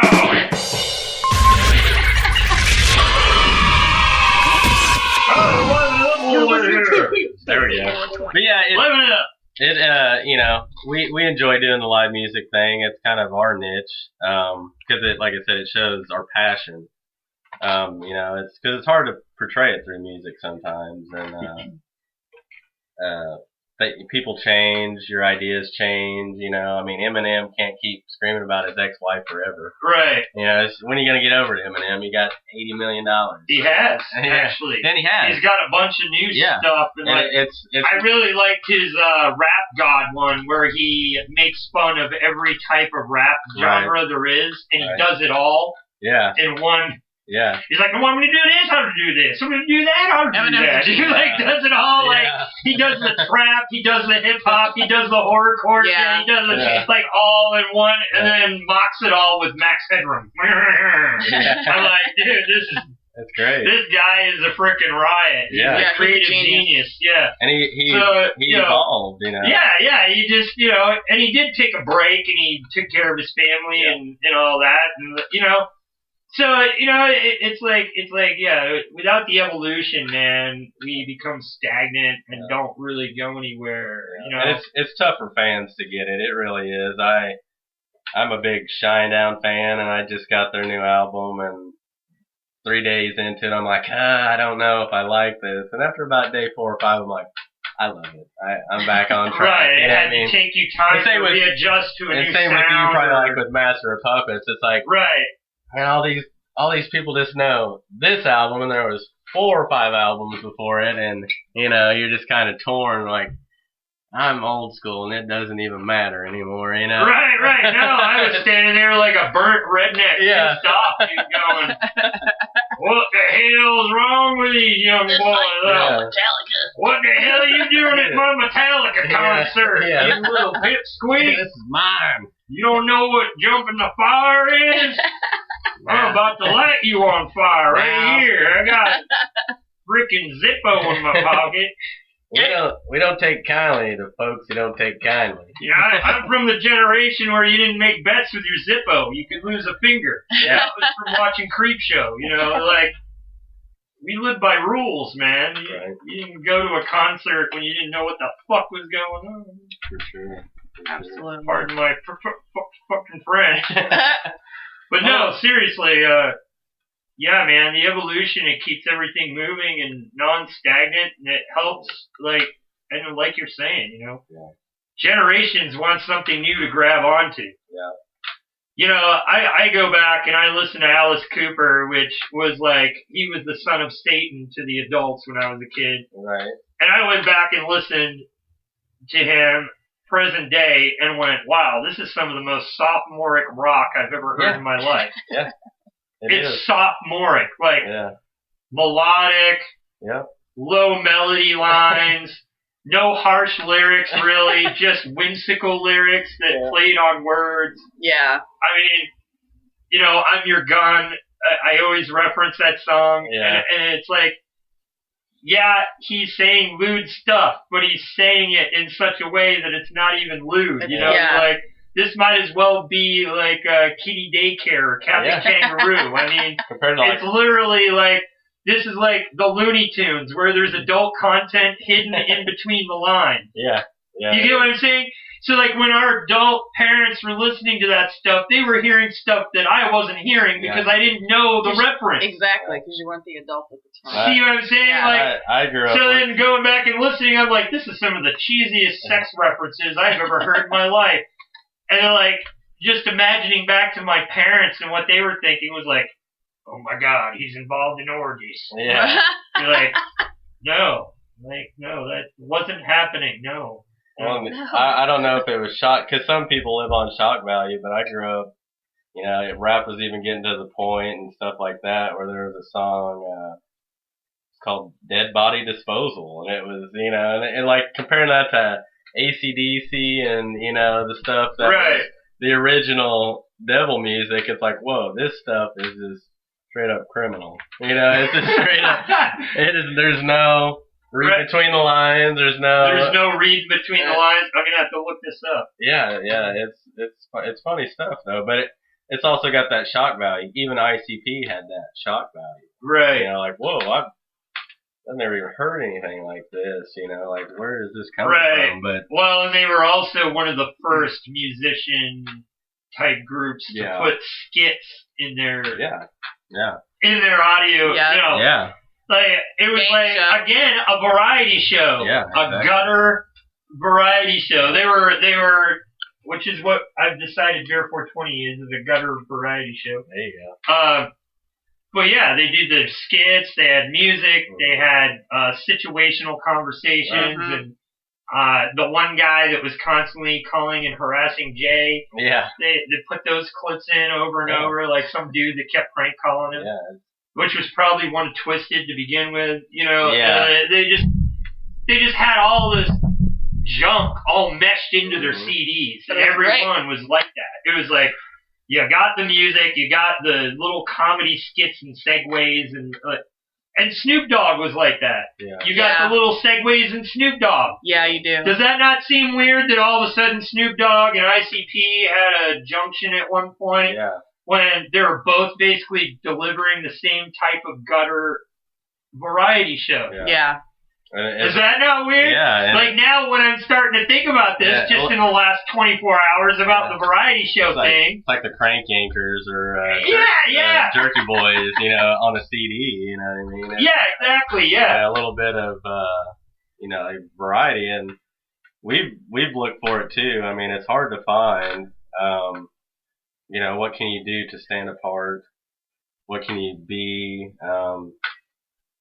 Me personally, I'm Native American, so I try to bring that aspect into it and give a little culture, give a little... Well, one of the most phenomenal moments in music history was when the singer-guitarist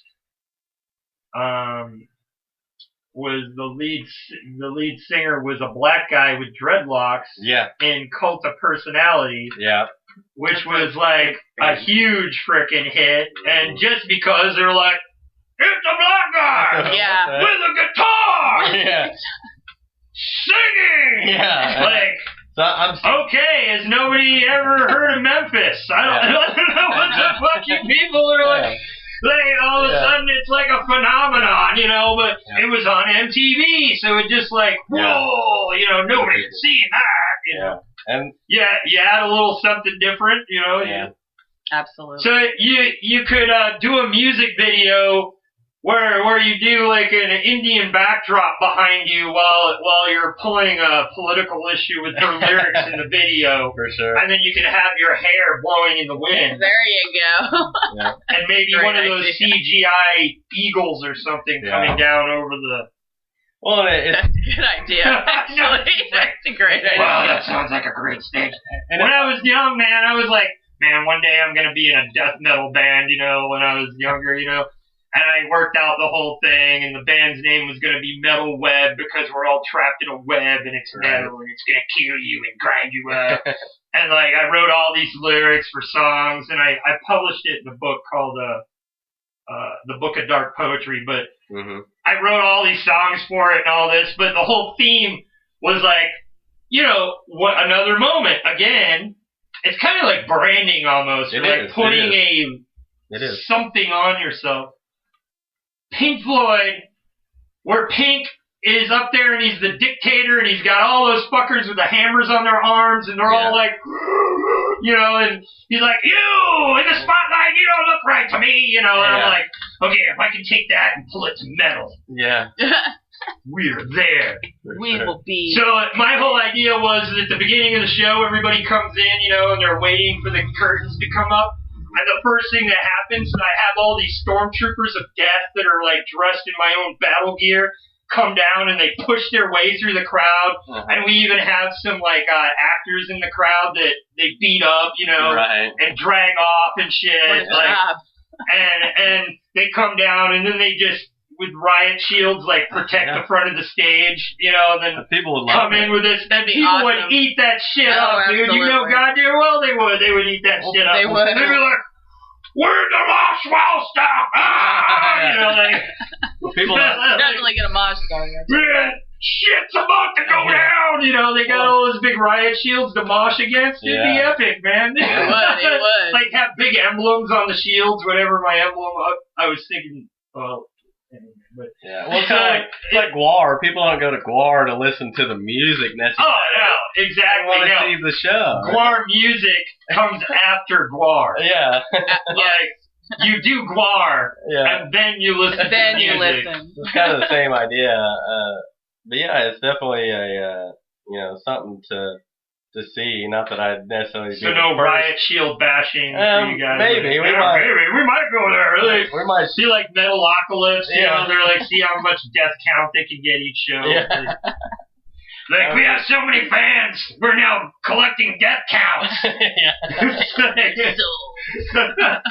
That show messes me up too, dude, because they're all like oblivious as to what they're sitting on top of. They're like, man, this is boring, man. Like, people are burning and dying outside. That's great. But GWAR is amazing. Well, that was the idea. Like, subject to loss means endangered. So the idea, really, in the beginning, was to be an advocate for nature, for endangered species, and like to have this whole. And it's something I don't see with bands enough. A reason why, because as a band, you're political, right? You know, in some way, you know, whether it's for. Like you said, the Eminem type or the GWAR type, you're political. You're fighting a cause, right? And there was a cause, you know. It's hard, you know. Like I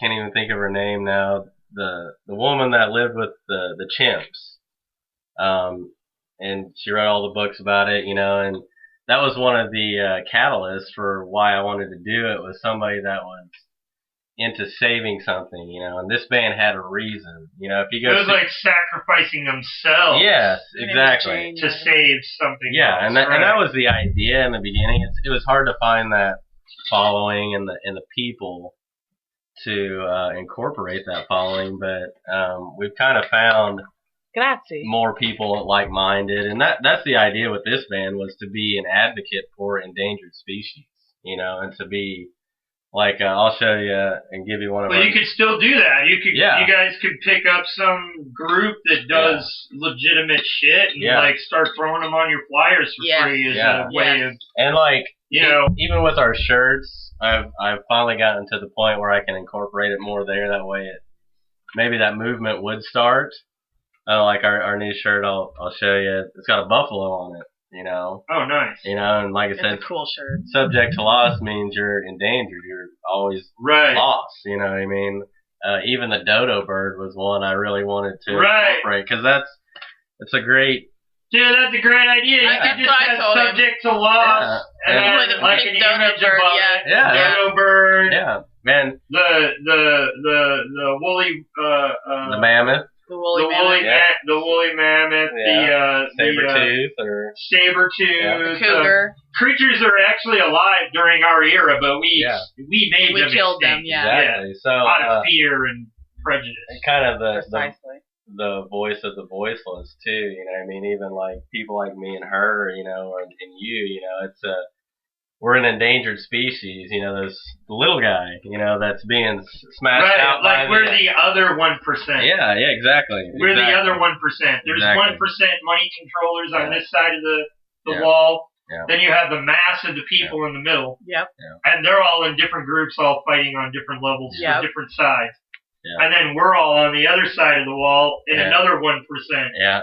Yep. And we're like looking across, not involved in the chess game, watching the chess game going, that guy's cheating over there. What the fuck? How's that just fucking, how did he just do that? And like the masses are going, great move, man.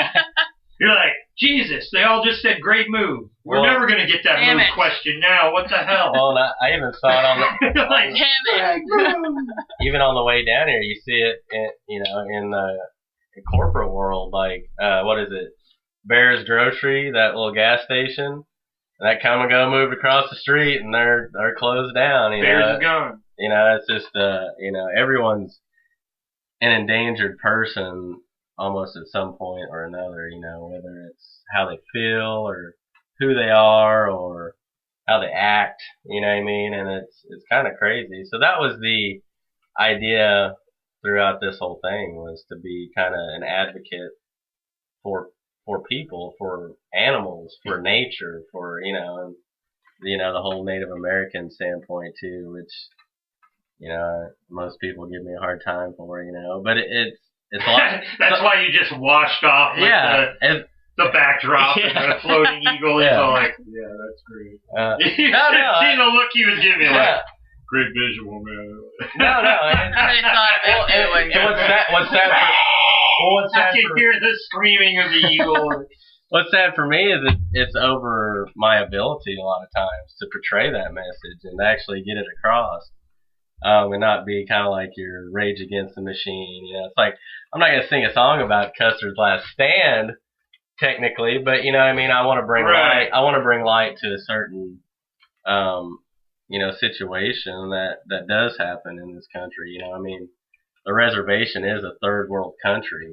Yeah. Dude. You know what I mean? So it's kind of... And then the EPA just got away with poisoning them accidentally on purpose to drive them out of an area that they found oil and natural gas on their land, and all of a sudden, out of nowhere, the EPA poisons their water supply? How is that even possible? And conveniently, the government found natural gas and oil and freaking mine reserves there, all in the same little window? How is that even possible? Yeah. How could such an accident happen? we were dumping uranium up there. It was okay. No, I'm with you on that. I'm right there with you. I know how lockout procedures work. I've worked in a basic warehouse and in factories where they have lockout procedures. And even if you're the EPA going into an old mine, the foreman of whatever operation is going on had everybody on radios, and they knew exactly what frickin' valves they were flipping. They knew what the hell they were doing. Exactly. Don't bullshit me. I know better. And that's something else we do on this show, is reveal the truth. And that is the truth. And that was not an EPA accident. That was an EPA on purpose to drive natives off of Holy Land because they want minerals and gas and oil, which is all going to just be burned up, and then that land is never going to be the same. Yeah. That's horrible. Or life. Or life, yeah. Exactly. Nature itself is going to be disrupted. And they don't care. Why? Because it's a rich kid with power. Yeah. That didn't have to learn how to deal with other kids when he was growing up. He was kept from the other kids so they wouldn't give a shit about you. Yeah. Mm-hmm. Yeah, and that's the hard truth with trying to reveal that world through music. You know what I mean? It's like it's hard, yeah, and it's off-putting. You know what I mean? Like you said, the eagle. That was. Tell me about it. It could be very. It's off-putting just posting anything politically true. Exactly. People get so offended now. We lose listeners because I post about the truth. Yeah. Yep. And they don't like the truth. Well, if you don't like the truth, then change it. Yeah. Don't bitch about cannabis. Go sign the petition. Yeah. Don't complain about police murdering frickin' lower wage citizens. Yeah. Protest. Yeah. Frickin' make them accountable. Put them on their own liability insurance. If you put a cop on their own liability insurance, they will think twice before they just pull their gun and shoot instead of using their taser and their frickin' other devices, other 3 devices they have. I posted something online about that the other day. So, I mean, it's just a matter of people don't want to hear the truth, but at the same time, they want to bitch about what's wrong and not do anything about it. Yeah. Well, they blame it on the fact that their vote don't count. Well, your vote not counting is what the other side wants you to think. Yeah. They've been working on that for 100 years. Yep. It's to make the majority think your vote don't count, because if you don't go and vote, their vote goes unchallenged. Yeah. Yeah. And they know it. Yep, so if they can get you to believe that your vote don't count, you don't even get to the poll, which is why we're in the situation we're in right now, is because too many generations of our society think their vote doesn't count, and the few, 1% on the left, are voting. Yeah.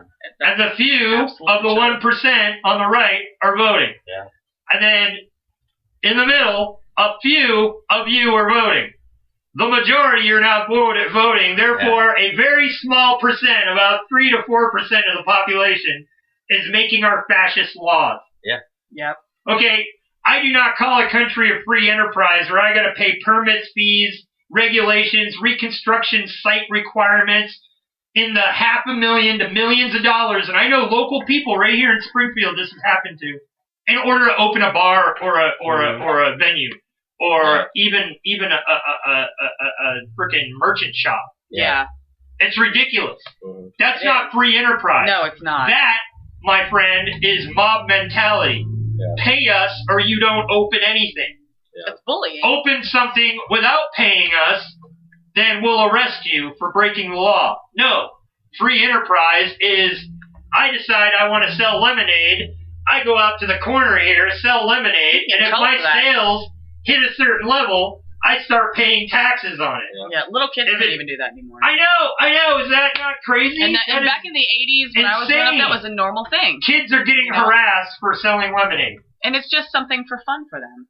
Kids are getting harassed for bringing science projects. Yep. To school. I know. I heard about this little boy who made his own clock, and because he was he was a Muslim or something like that. They stereotyped him. Went and questioned it. But the very first teacher that he showed it to, she was the one at fault because she should have said, "Here, I'm going to hold this for you. This doesn't look acceptable or whatever. I'm going to hold this for you and vouch for you that, this is..." But like that image you had, it's like, do I alienate myself by doing, you know what I mean? Even you, witness it. You alienate yourself by telling the truth, by being... Right. Open and trying to open people's eyes. They teach you to lie. Yeah. To protect yourself. So I'd love to have a political theme. It's just, how many people do I lose? How many people do you piss off in the process of? I do. Well, and even 9/11, I pissed people off then because 15th anniversary of our own government attacking us. Attacking ourselves. I lose a couple friends over that, and if you can't see it right on paper, dude, it's documented. That building was rated contaminated. Yeah.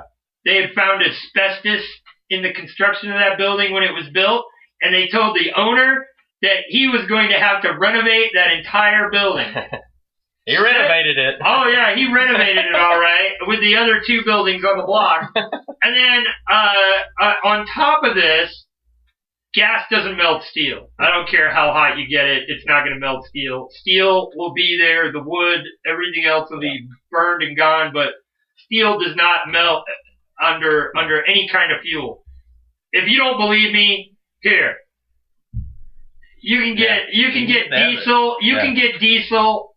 Take a wrought iron bar, just a piece. All you need is a foot long.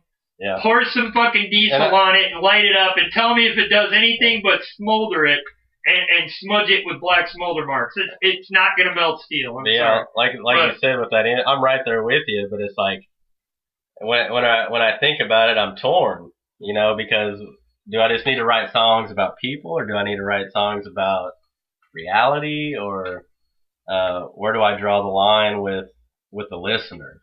Right. And where do I find my own voice? You kind of have to have a platform first sometimes, and so What about finding an equal ground for all of us in the midst of the chaos? Music. Yeah, exactly. And, see what I'm saying? So the chaos is going on around us, but we're chugging on. Yeah. Crazy music. But no, we'll put that music video together. I'll do it. I have no problem with it. It's a very good idea. We're gonna listen to some tunes. We're gonna listen to some tunes. This song. They've gotten 2 tunes from us, 3 tunes from us. Well, here in a minute, but Better Times is a good one about looking back on the past. Whitney likes the retired neck breakers. She said that's awesome. That's what we are. Retired neck breakers. That's us. Shirley's in the chat. Thank you, Shirley, for being here. Whitney as well. We've got quite a few people listening to the show, whether they're in the chat or not. You guys can click the little speech bubble. If you're on the web, wow, we're up to 47 listeners already. Ooh, wow. Hey, guys. Good job. Good job. Good job. Yes. We're going to follow this up. It's Better Time, Subject to Loss. We'll mix up a little other music. You and I will chat about it and maybe play some other bands that you guys know absolutely. And whatever, and we can chat a little longer. We got 82 minutes left to a 3-hour podcast. Still got a lot of drinking to do. So here we go. And remember, you can share your work with us. FOC. That's what? Free of charge. You're listening to Beer420 Web Radio on your smartphone and or the web since 2010. Find our archives on YouTube and Mixcloud, and feel free to post on all of our Facebook pages. We're about indie music. We're about supporting small bands and artists worldwide, every week, in your face, on audio, and even on the web. You can't beat it. It is Beer420 Web Radio. If you're interested and you're an artist or know a friend that is an artist, they can sign up free online at www.backhandstudios.org. Click the share link and we'll bring you on air and share your work with the world.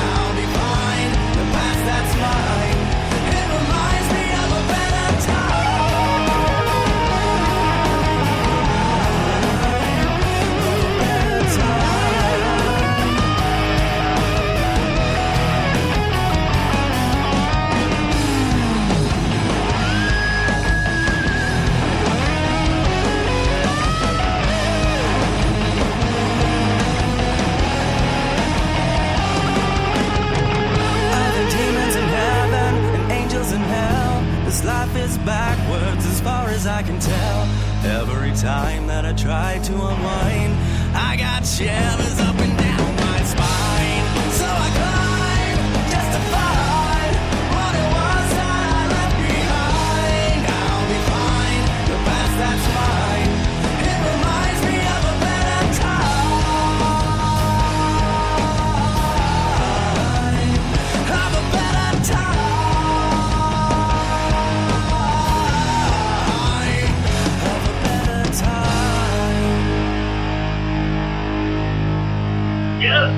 Yes, we're here. Two of the functioning members of Subje to Law. They're still functioning. Kind of. Half functioning. Yeah, it is Beer420, so it's it is Beer420, and they are partaking in the alcoholic beverage. Yes. So what do we got here? It's a little moonshine. No, yeah, I thought it was moonshine. Now, if you go to Casey's, no, they're not paying me for this. It's malt. If you go to Casey's, they've got a shelf on the corner. At the one, I think I've seen it. At the one that we have, they're pretty universal with the vendors who. Yeah, they are. So, but they've got these malt liquors on the corner. They look like they're in canning jars, like the mead or moonshine that you would get. Yeah, apple pie. You know, which a lot of people don't realize. It is legal. It is legal to make your own moonshine, make your own mead and all that. And I've been to parties where it was like a mead party or like a moonshine party, and like all these different people brought their different batches, and they would always be like, "Here, man, no. How many of these have you had from other people? Yeah. Okay, all right, well, just take 2 sips off of this. You should be okay. You should be okay, man." I think they're all like real ninjas about it because they're afraid they're gonna OD you and alcohol poison you. And so I brought one of these home thinking that it was that, and in fact it's actually malt. Yeah. And they're 28 proof. So on a slow night where Julia and I are just here alone and chilling, we'll take one of these that's frosted. Yeah. And I'll drink half and she'll drink half, and it puts us right to sleep. It's like the perfect sedative, like 50% of one of these. I can see why. It just, dude, I'm ready to go night-night. Going through the thing. Go night-night after 9:30 and you're like, I don't even feel my body anymore. Yeah. I ain't gonna stay up until midnight playing video games and wearing my brain out. For sure. I'm usually a whiskey drinker, but I'm digging that. Well, she does the wine. Oh, I love wine. Oh, I'm big wine so fan. Pinot. That's kind of got a wine taste. Pinot wine and Cabernet. Got a wine buzz. Yeah, it's got a wine buzz, a wine. Yeah, I like it. What's your favorite brand? I like Woodbridge personally. I don't know that I necessarily have a favorite brand. Oh man, I drink them all. I drink them all. But I have my preferences. We're trash winos. We do. I've seen this big old bottle of Chablis. We do. Yeah, we just bought. Actually, somebody brought that over and that drank that to himself. I heard this is a really good brand of wine. It's not bad. No, it's not. I got some and the kosher wine's really good. Oh, really? Yeah, it's cheap. I got some for our anniversary because I couldn't afford a bottle of good wine. And I'm saying that all you need is wine. Doesn't matter how much it is. Wine is wine, man. All you need is one big bottle of wine. You're unconscious. Oops, somebody's here. That's all I can say. No, it's just a dog barking at nobody. I'm saving up for a special bottle of wine for her for Christmas. Baby. And I might have to give it away, but Maynard of Tool has his own vineyard. Oh, no shit. Yeah. I didn't know that. Yeah, they did a movie on it and everything. Well, because you're bringing up Maynard of Tool, how are they doing on their lawsuit?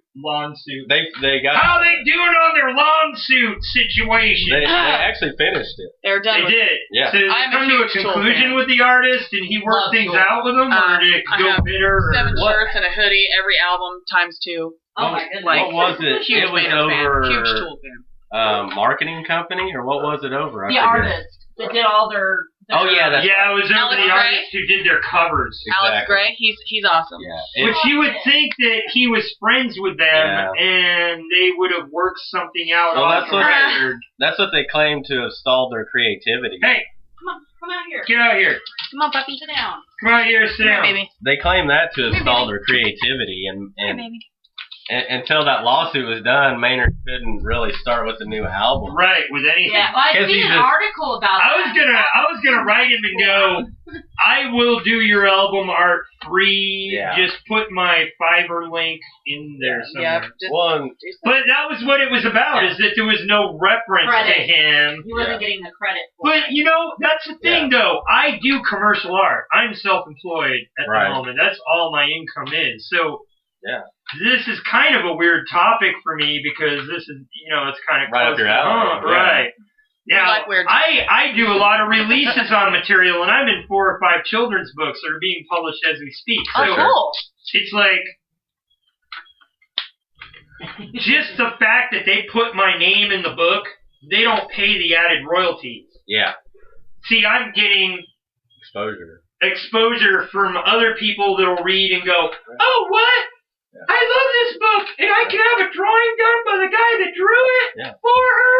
You'd be surprised. That's awesome! And then I get a $5 gig because, you know, so I'm not getting royalties off her book. I'm getting traffic back through her book. Yeah, you know, you would think that would be something that... Yeah.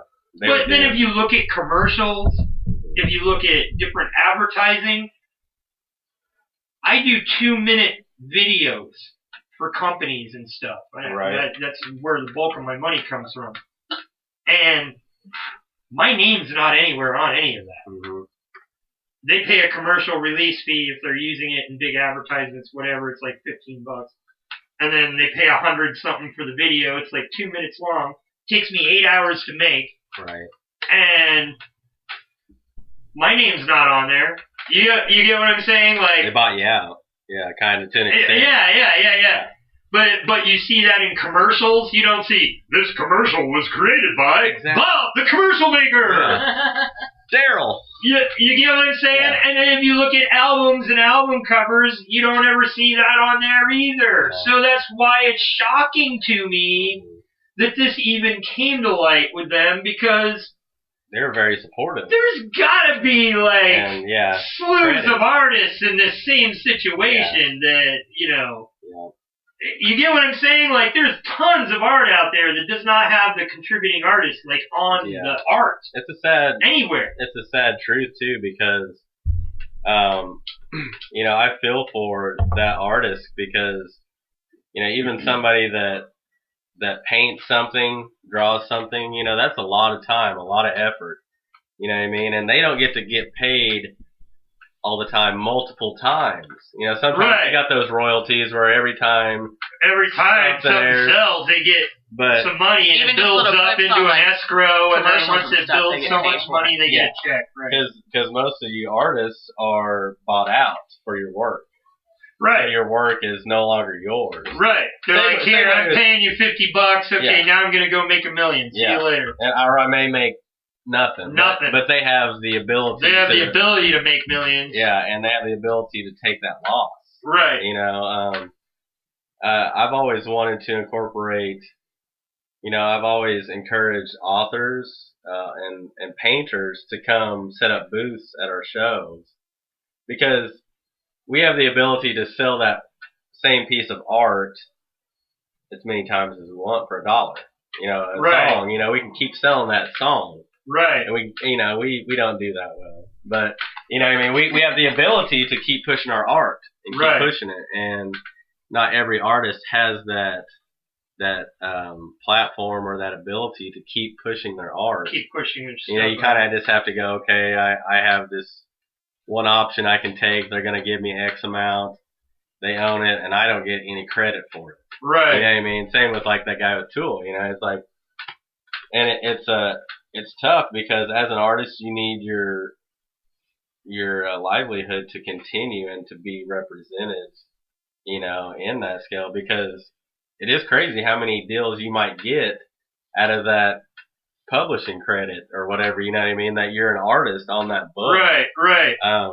I finally realized what. Dude, they could have avoided that whole goddamn thing if they had just had a link in their credits that said, "Hey, our contributing cover artist, he's amazing, right? Check him out." Blah, blah, blah, blah, blah. Like, I'm an amazing artist. They have him in the Wikipedia. They have him in the Wikipedia. You can even look him up, for God's sake. Yeah. Like, that's what doesn't make any sense to me. And they're in the position to do that. I mean, they could have. Dude, any artist that goes, you could even go to, like, Free Space and create your own CD and build one, pay for the original for $1 or $2, look it, proof it, and then put it up for sale by order for like $2, you know, and you know, you still have the control aspect of going cover art by Bob, the painter. Exactly, and it just blows my mind that they didn't think, which makes me think that there was more of an intimate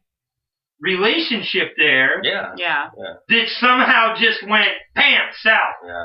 Which tells me, even though you've got an intimate relationship, you need to have that contractual agreement, I guess, because that this blew up into something that. Well, and that makes me think. You know, I pay for an artist. Like I'll go grab that shirt here in a minute, but Creator Designs in Springfield does our shirts, and I love their the way they do it because I can get a new shirt every 2 months, and I don't have to pay screen fees or artist fees because they'll do about 2-3 renditions free of charge. It's included in price. So I can say I went to them and I'll go grab it. I said I want a buffalo, a brown and cream. You know what I mean? And they brought me this amazing product. Before I want a feather and our name, and they just bring us this amazing stuff. And then like that last song we did was Supernova, and they got me this amazing layout of basically a supernova, you know, a solar system. And now that you say that, you know, and that's something that has to be brought to light too, is that, well, why don't I put that person's name on these shirts? Exactly.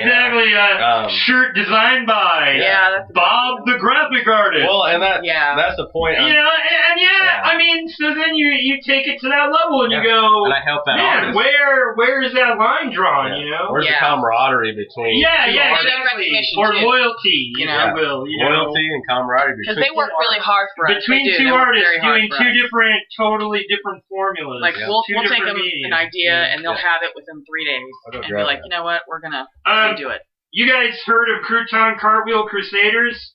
No, but I like that name. Well, you have now. They're a punk like band. That name. They're a punk band out of Oregon. Washington, sorry. And they're on the comeback, I heard. I'm gonna Google here's that. Here's a back-to-back of Crouton Cartwheel Crusaders. A little questionable. First track is Ron Jeremy, and follow that by Unpaid Bills. You're listening to Beer 420. We'll be right back. Subject to loss. 65 minutes left in this episode. Yay! Do I sound like Kermit the Frog? You're listening to Beer 420 Web Radio on your smartphone and or the web since 2010. Find our archives on YouTube and Mixcloud, and feel free to post on all of our Facebook pages. We're about indie music. We're about supporting small bands and artists worldwide, every week, in your face, on audio, and even on the web. You can't beat it. It is Beer 420 Web Radio. If you're interested and you're an artist or know a friend that is an artist, they can sign up free online at www.backhandstudios.org. Click the share link and we'll bring you on air and share your work with the world. We're checking out shirts. The shirts are amazing. Again, Crouton Cartwheel Crusaders. We're flipping it out here. It's Unpaid Bills first. We all have unpaid bills.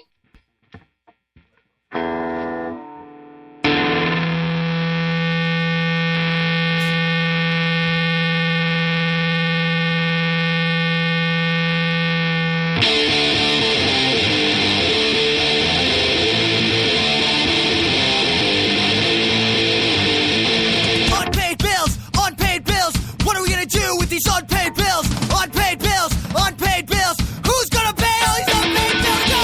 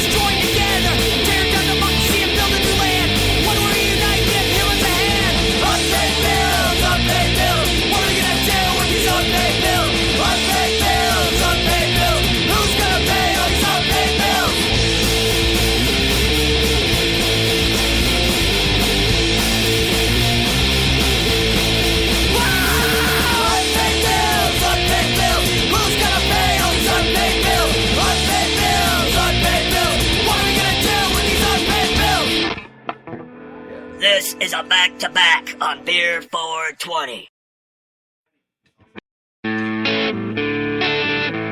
If I could be anyone in the world, I'll tell you who I'd be. I'd be the guy with the first name Ron, the last name Jeremy.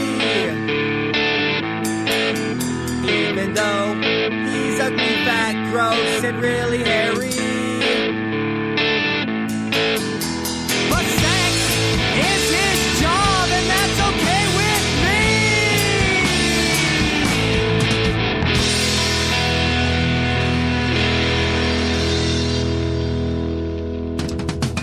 I wanna have sex under the sun with multiple partners, yeah, not just one. I wanna be known for my song and walk around all day in only a thong. You show me yours and I'll show you mine. I don't know anyone that likes that line, but he's Ron Jeremy. That's who I would be. I hope you agree, even though he's fucking ugly. He's got a stupid mustache and needs to nair, but I guess slutty girls really don't care. I was wondering what it's like to have his dick, and every time I see his bill, I get sick, but he's Ron Jeremy. That's who I would be. I hope you agree. Ron Jeremy.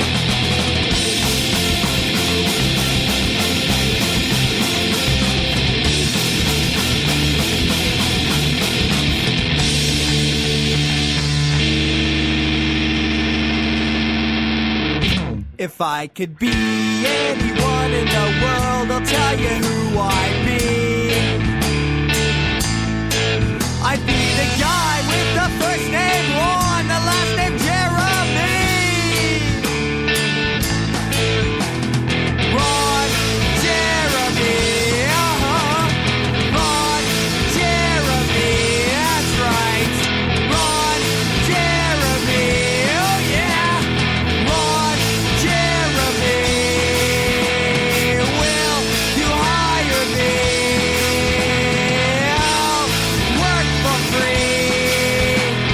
That would be peachy. Ron Jeremy.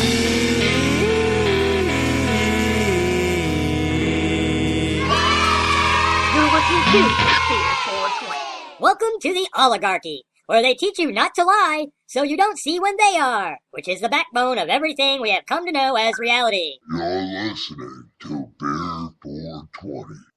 Wake the fuck up! Hey, don't worry, buddy. The tape is free. Take it. Tape is free. Here you go.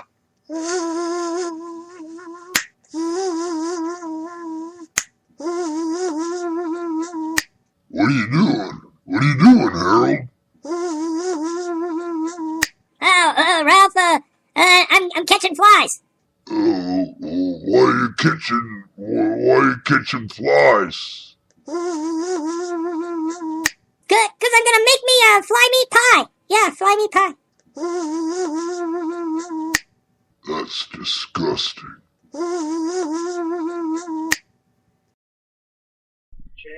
Check. 1, 2, 1, 2. Check. 1, 2, 1, 2. Check. 1, 2, 1, 2. Check. Ow. Check. 1, 2. Check. 1, 2. Ew. This is a mic test with the test with the audio. I repeat. Warning. There we go.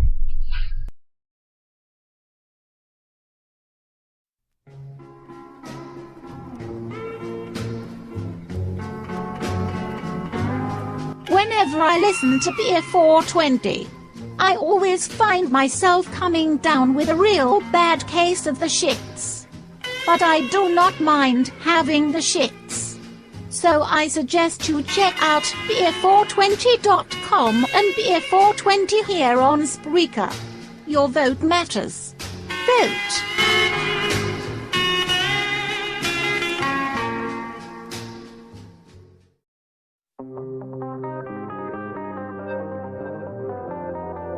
To Heroes Formula. Yeah. It's Transpire. Yeah! We'll be right back with more Subject for Lost. And something out of the Wayback Vault. Stay tuned.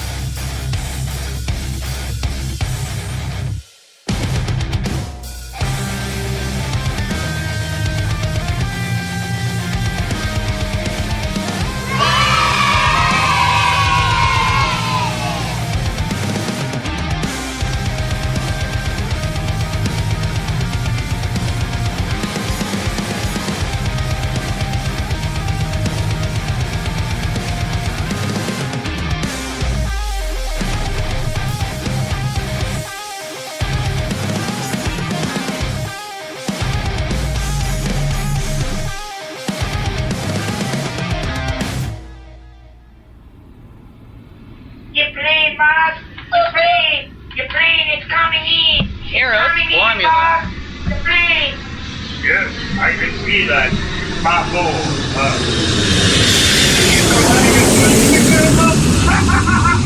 Pick him up!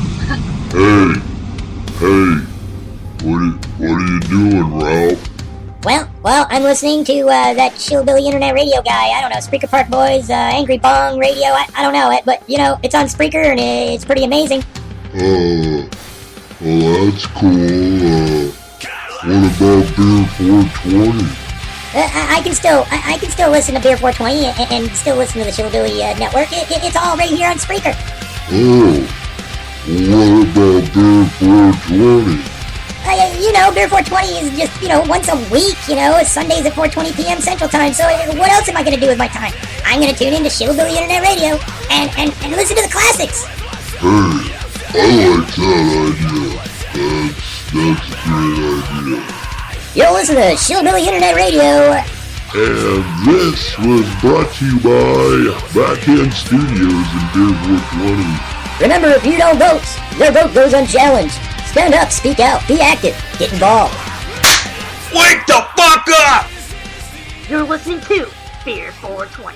That was an advert I made for Shillbilly Internet Radio, and again, you can check him, and he plays, old classic rock, talk radio he finds on the internet. He rebroadcasts a bunch of funny people, and mixes it up with the classic rock of yesteryear. I'm talking like the Wayback Machine, Sherman. Like way back. Does he play some like Finnish rock, no, his favorite band of all time is Rush. He nearly pissed himself when Rush made the Music Hall of Fame. I love Rush. Finally, there was a big revelation.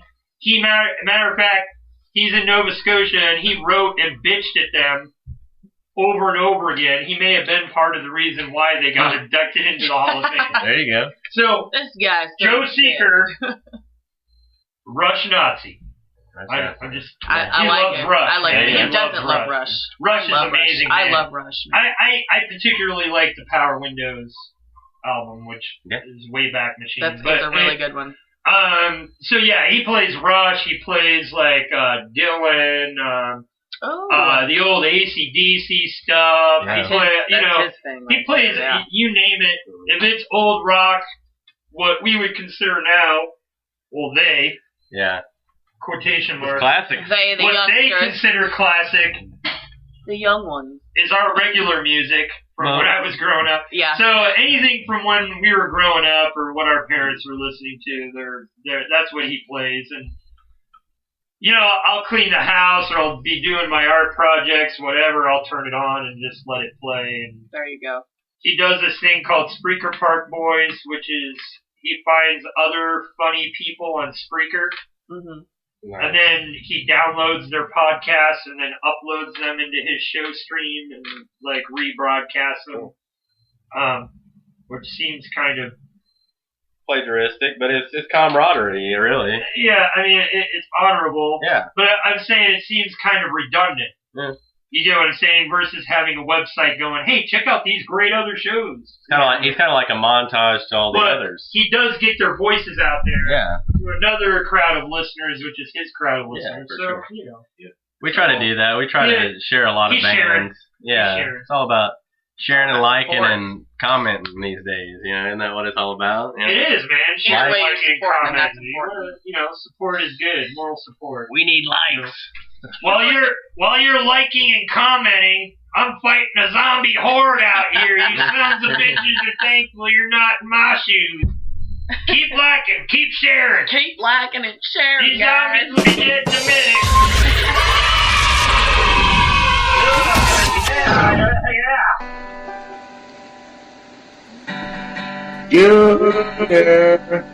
Yes, Paul? Come here, boy. Your pa wants to talk to you. I wasn't doing nothing with the chickens, Daddy. We'll talk about that later, boy. Your daddy gotta go away, boy. But, Daddy, what about your special garden and the hippies? Now, you hush up now. Your daddy's going to war against dorks, Junior. The dorks ain't so bad, Daddy. You really want to live in a world ruled by the night manager of Arby's? I'm scared, Daddy. It's okay, boy. You don't gotta be scared. Because men like me are going to unite together to ensure that we can grow our gardens in front of the shed and not behind them. We're going to unite together as potheads, as one, to show the dorks once and for all that we are proud of who we are, and we are here to stay. That Spreaker is as much ours as it is theirs. Daddy, I'm gonna club the seals just like you showed me. That's good, boy. I know you will. Remember, 1 hit for the kill, 1 hit for the sound, 1 hit for the color. Bye, pal. I'll piss on the seat like you showed me to piss my off. We the people, in order to form a more perfect union, should lighten the hell up a bit and listen and share Beer 420. Check. 1, 2, 1, 2. Check. 1, 2, 1, 2. Check. 1, 2, 1, 2. Check. Ow. Check 1, 2. You're listening to Beer 420. Ew. This is a mic test with the audio. This is a mic test with the audio. I repeat. Warning. There we go. Woo! We're back! Bitches and bitchettes. Or bitchettes. Yeah. Dudes. Bitches. I like bitches. Mitch. Yeah. Mitches and bitches. Mitches and bitches. All right, you bitches and bitches, we're here subject to loss. Thank you, Kevin Hart. Thank you, Melissa, for giving me that word I needed. A male bitch is a Mitch. A male bitch is a Mitch. Just remember that. You Mitches and bitches better be doing that every week, Beer 420, and get something to drink. Smoke if you work that way. You got to if you ain't. Doctors need your money. If you can't smoke, then by all means, drink. Because I can't. Drink more! We'd like to point out that if you're out and you're partying, use your Beer 420 rights. It's called the Beer 420 squatter rights. Don't party and drive. Party and squat on your neighborhood lawn or yard or floor and arrive the next day alive. Beer 420 squatter rights. Friends, don't let friends drive drunk. They let them squat on the floor. Precisely. We're back. And we're back with Subject to Loss.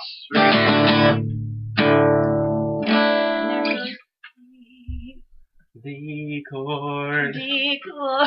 We're just playing chords for you. You're just getting chords. And if you put money in the meter, you'll get some more.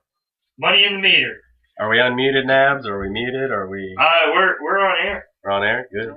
Nabs. You want to do another tune? We're here. Let's do another tune. Yeah. We've never played this one except in band practice, so this will be the debut. The unveiling. Unveiling of a song right here in acoustic on our show. That's amazing. This is one Melissa wrote. What is it? It's called Fear and Loathing. Fear and Loathing. All right. We're gonna test it out for you. I got my lyrics in front of me, so that will do me some justice, right? You got this, baby. Do I have it? You got it. All right.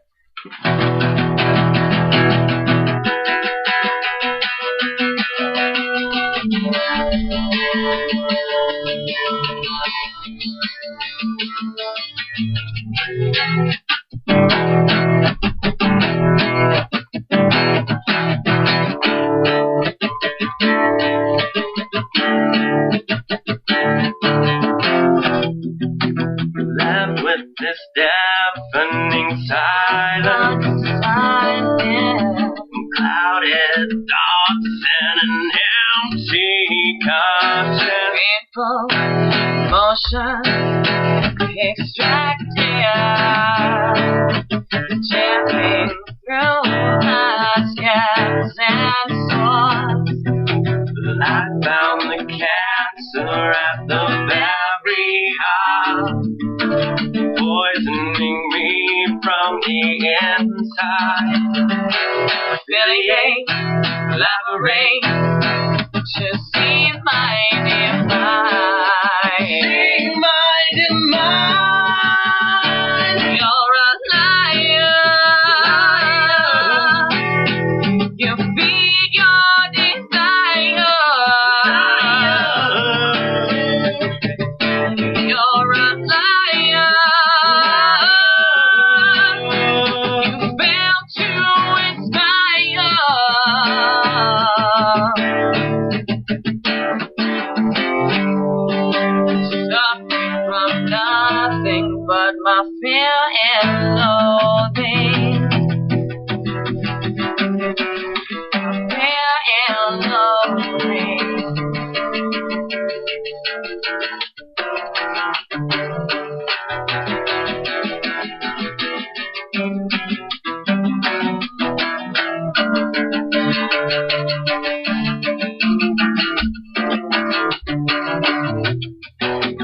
Dying to purge this sickness.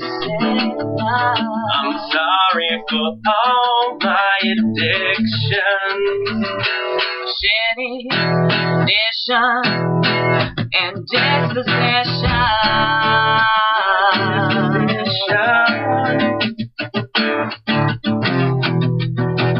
Mine is a happy burden, a lifetime of torment and hurting.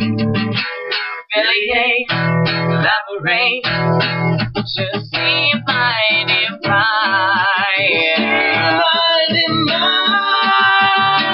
You're a liar. You feed your desire. You're a liar. You fail to inspire.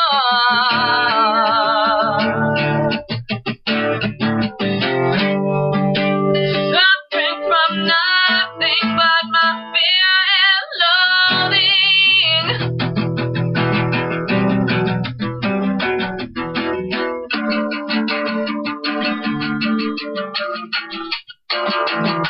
Liar, liar, liar. Liar, liar. My fear and loathing. Liar, liar. My fear and loathing. Liar, liar. You're a liar. You feed your desire. You're a liar. You fail to inspire.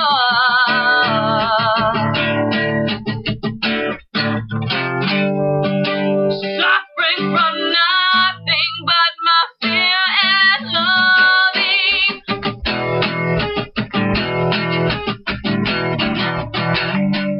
Suffering from nothing but my fear and loathing.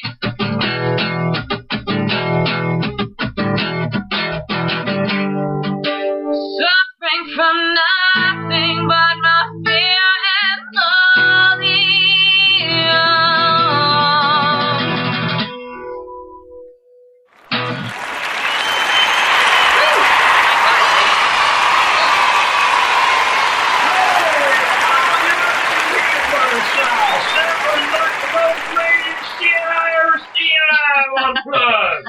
Not too bad. We pulled it off. That was good right there. God damn, oh shit. We Might have to go wipe myself. Kind of the first to hear it. It's pretty good. You like Might it? have to go wipe myself. I'm just saying. That's good. You were the first one to hear that. Gave me chills and spills. I Well, think I might have peed a little bit. You and the people that are listening, thank you guys. That's our plan, is to Thank make you. everybody, That was you know. amazing. Thank you. Thank That was you. amazing. That was great. Thank you. I can just imagine what that's like plugged in. Yeah. It's pretty fun. It is. It is. Pretty It's got its. We're very. Is that good? Came across Sure, really they well. came across well. Right on. Big thumbs up from the assistant producer. Well, There we go. thank you guys. All right. Dude, amazing. Thank you. That was amazing.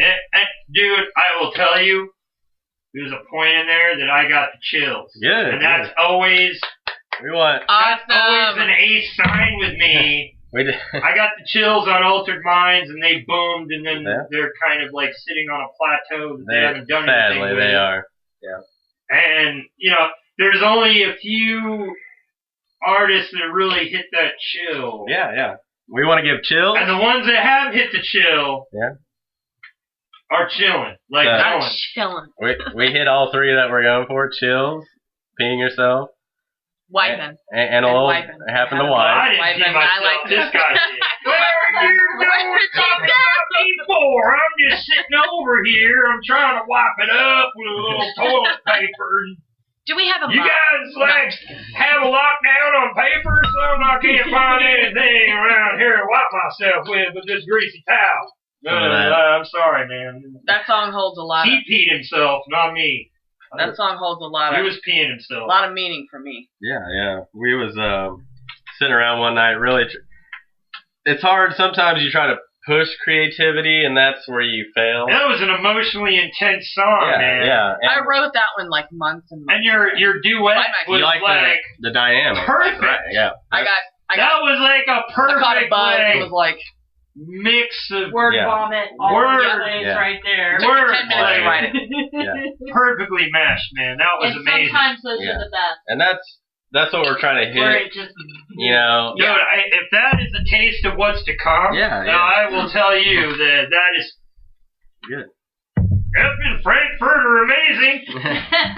Tommy likey. Tommy want and Bob the artist. Don't forget Bob the artist. He counts too. Bob, you'll count. Pay us something, Bob. You'll count when you sue us. right. Until then, you're nobody, Bob. Man, you're nobody, Bob. Sue us, Bob. Yeah, sue us, Bob, for all your hard work. You might get a wiki page.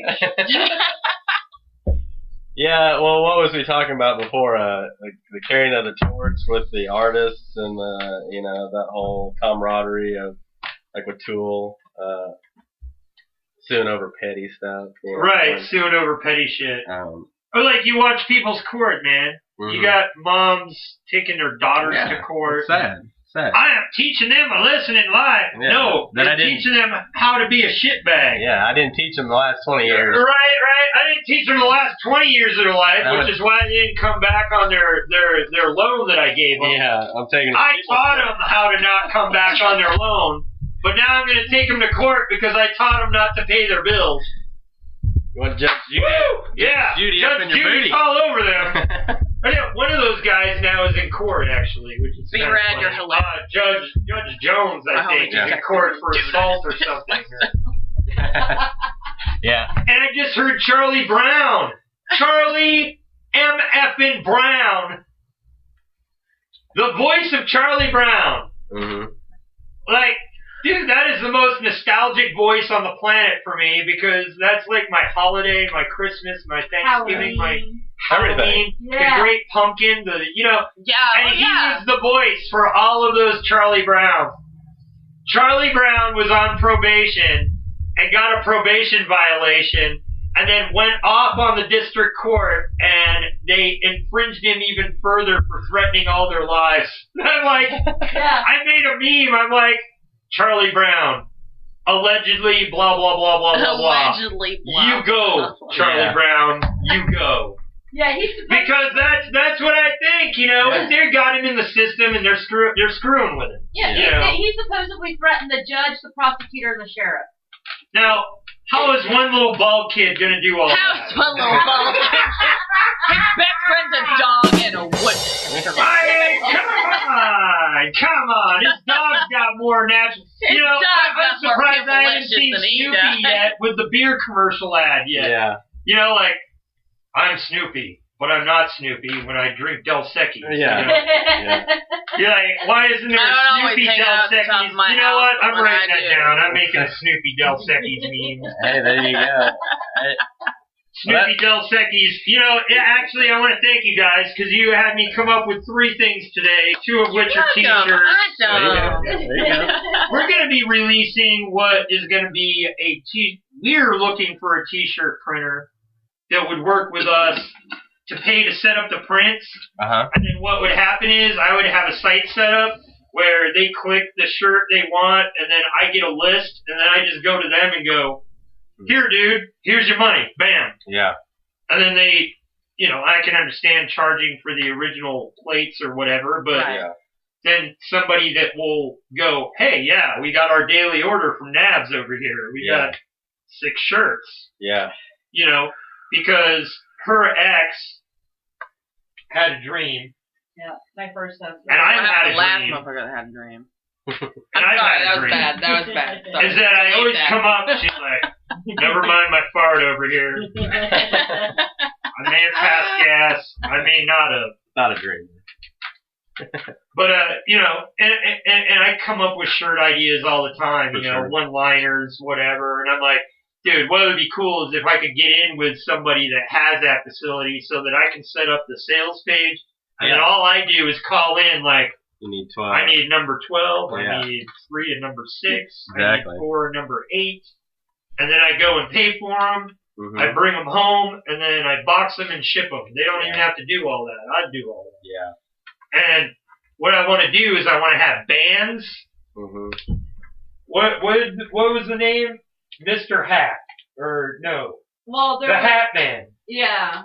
The Hat Man T-shirts, which is her ex-husband. No, it was, I thought it was Rick. We were going to do something with Rick's name in it.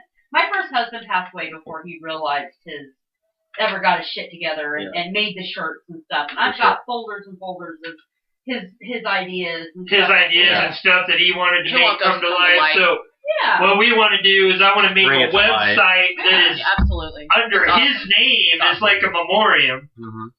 And he was one of those hat guys. That gives me an idea. The guy that's got to have the big 10-gallon hat. Or a baseball hat or something. He always had a hat. Yeah. Well, I always got a hat on. So but I think that's you're going bald. But habitual. He had hair damn near to his ass and still wore a hat. God bless that man. But anyway, we want to make a site that's got mainly like his stuff on there, but then you hyperlink over to the other leaflets of the page, and we want to have band shirts that bands that have worked with us, their shirts are available so that they can just go click, Backhand Studios, boom, there's Subject to Losses T-shirt, boom, Genius.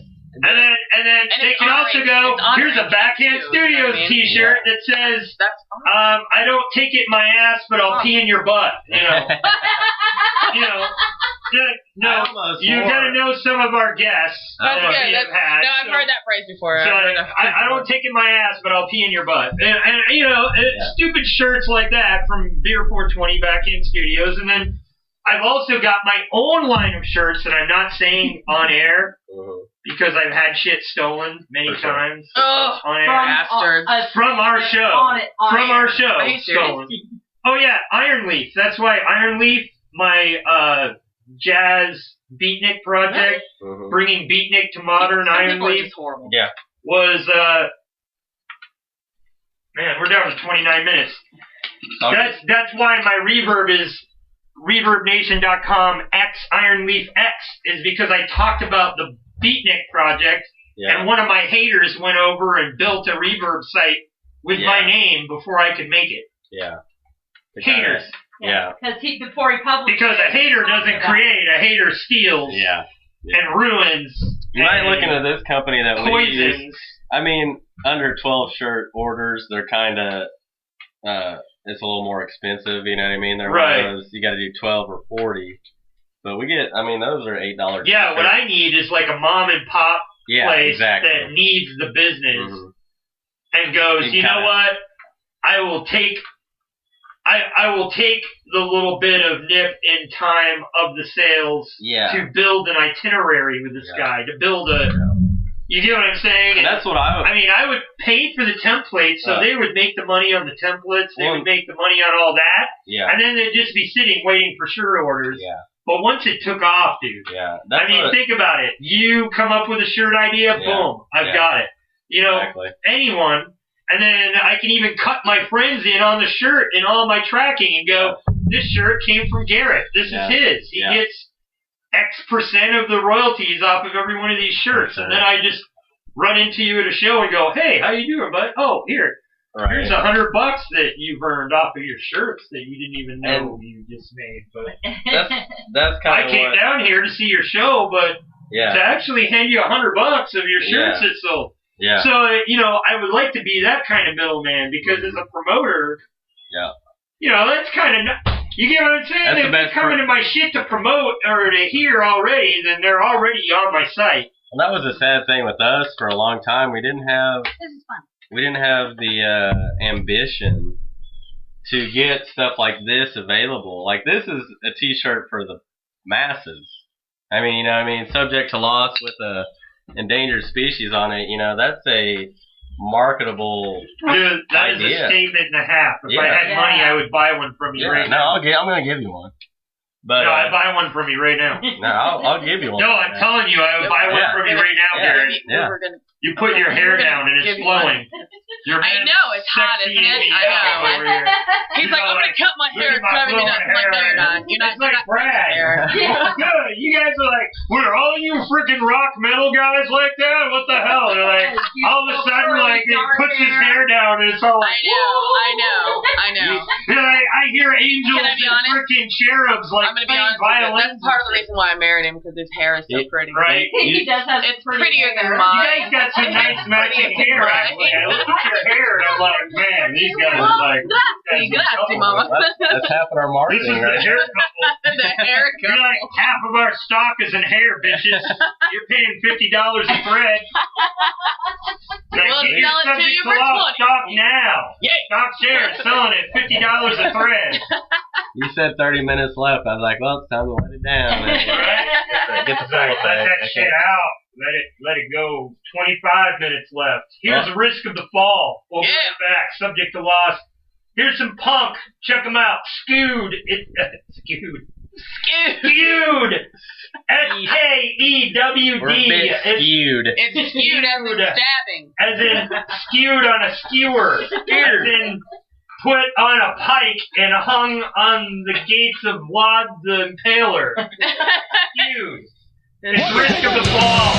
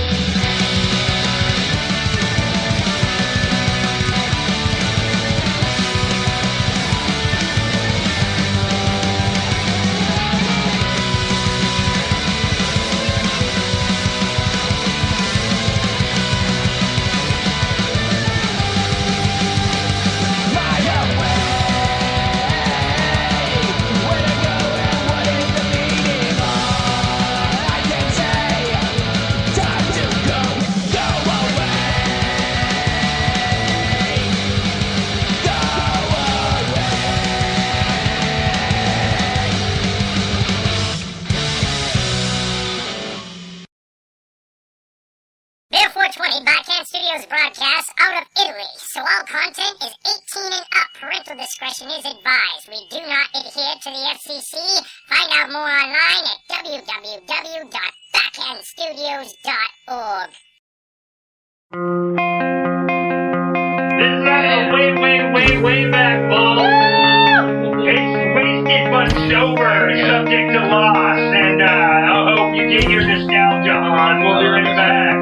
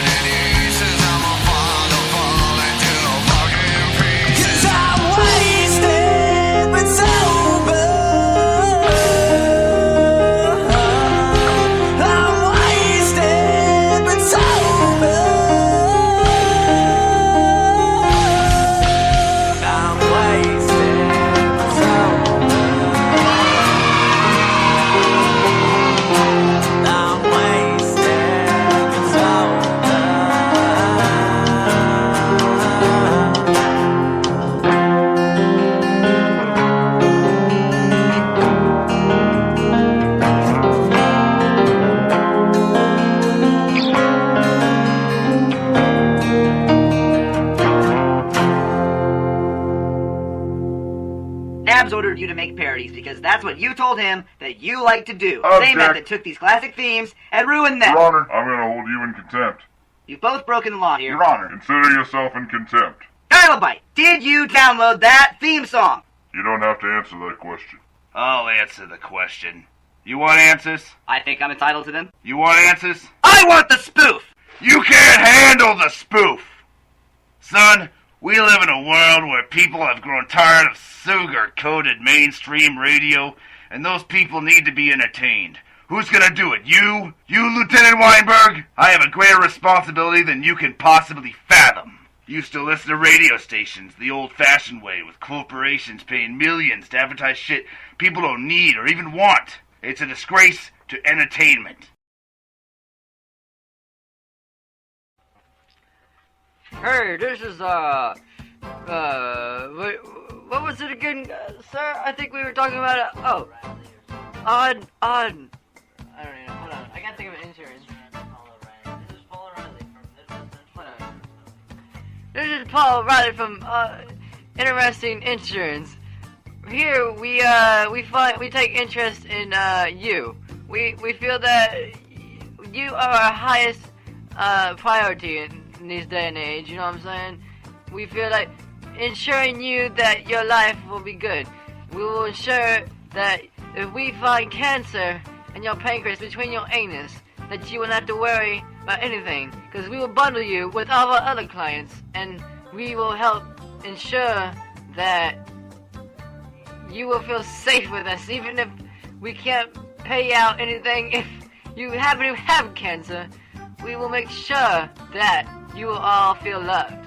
And all I know, anus and pancreas, they are all together.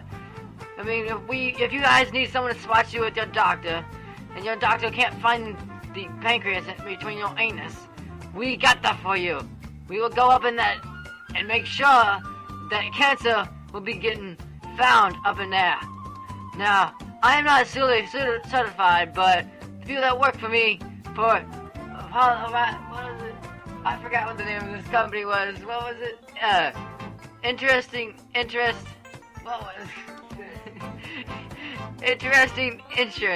Because we take interest in you. Because we find humans very interesting, mainly. And we just want to ensure you that everybody is worth insuring. At Interesting Insurance, my name is...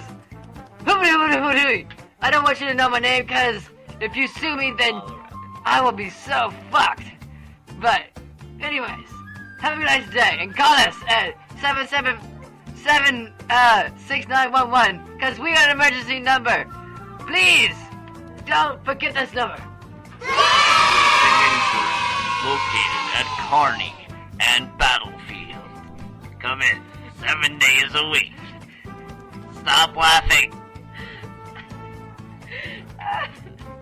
24-hour-a-day assistance. And, God.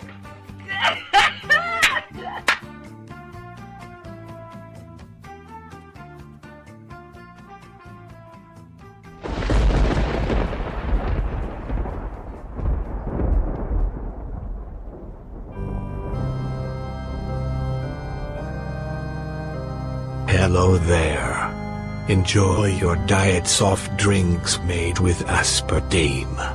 Yummy, yummy aspartame made by the same people who brought you saccharin, petroleum-based fertilizer, RBGH, DDT, dioxin, Agent Orange, PCBs, Roundup, polystyrene, GMOs, Terminator seeds, atomic bomb, and nuclear weapons. Yummy, yummy. I can taste the Monsanto goodness in every mouthful. Monsanto. They sure aren't God, but they sure do act like they are. Enjoy your ass cancer. This has been a public service message from Shillbilly Internet Radio and the legalization of weed. Fight the power. You're listening to Beer420. It's Kilobyte 1 egg a day. We'll be right back after some John Cacciatore. 1 egg a day keeps my worries away, but I'm also in a state of malnutrition. I can still afford a bottle to numb down the pain. Another day in the United States economy. 1 egg a day keeps my worries at bay. How many days in a row? I can't say. But with 1 egg a day, I can still get my buzz. Because I had just enough for aristocrat vodka. 1 egg a day and I'm barely here. I've had 1 egg a day, every day, for a year. Who can afford to go grocery shopping when the value of every dollar is dropping? It's dropping.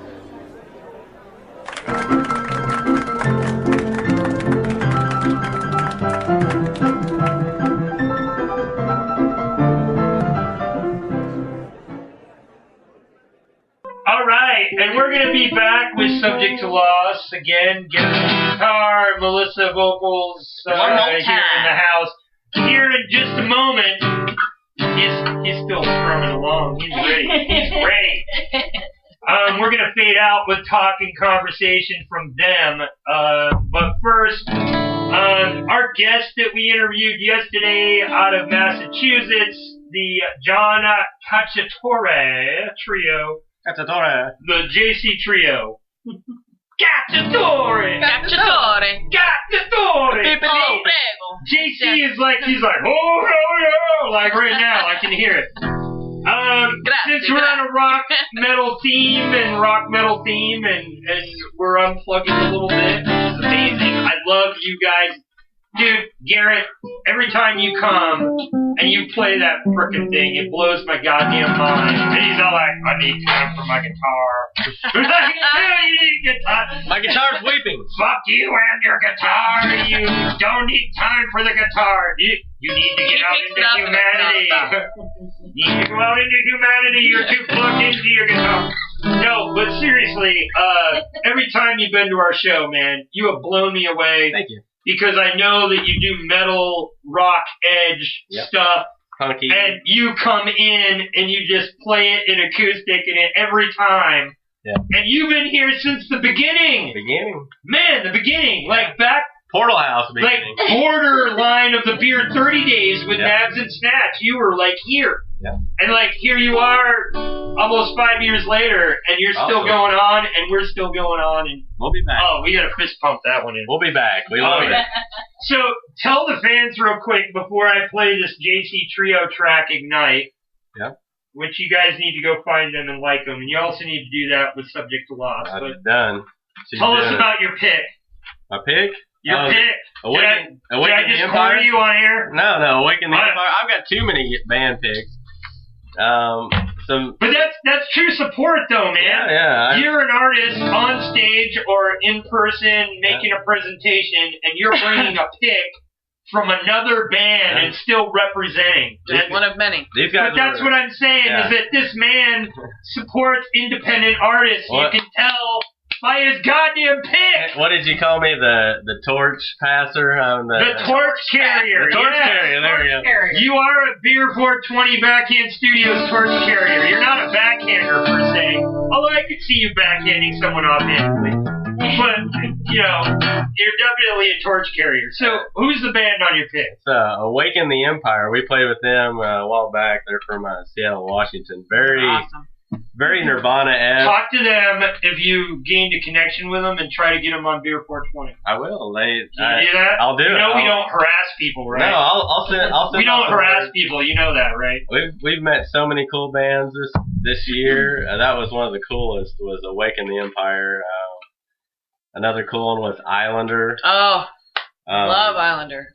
You know, but yeah, I just love to, you know, to help out other bands, share other bands. You know, that's what keeps all of us going. I'll do better with Nabs and the what Beer420. about if we had a pass it on Beer420 card for interviews? There you go. And then we could give them to artists. Yeah. And to fans. That would be very good. And then when fans or artists come across an artist that wants to be on air and share their shit with us, this is the other you just go, here, man. Acidic. Acidic. Oh my God, Acidic is amazing. I've been admiring it. Oh my God, Acidic is amazing. I like that symbol. It's almost like their own take on the Biohazard. It is with an A. With the A. Acidic is amazing. They're playing with our other band members' band, Human Anyway, in Joplin with Saliva on the 30th. With Saliva? Yeah. Oh, hell yeah. Joplin's got a great venue, 3405. Yeah, you should check them out. Great venue. We're also playing with Redline Chemistry on the 24th. Wait, Joplin, 3405 venue. Yep. Venue 3405. Venue, whatever. Venue. Yep. Reverse it. Strike that, reverse it. I'm gonna look that up. Do it.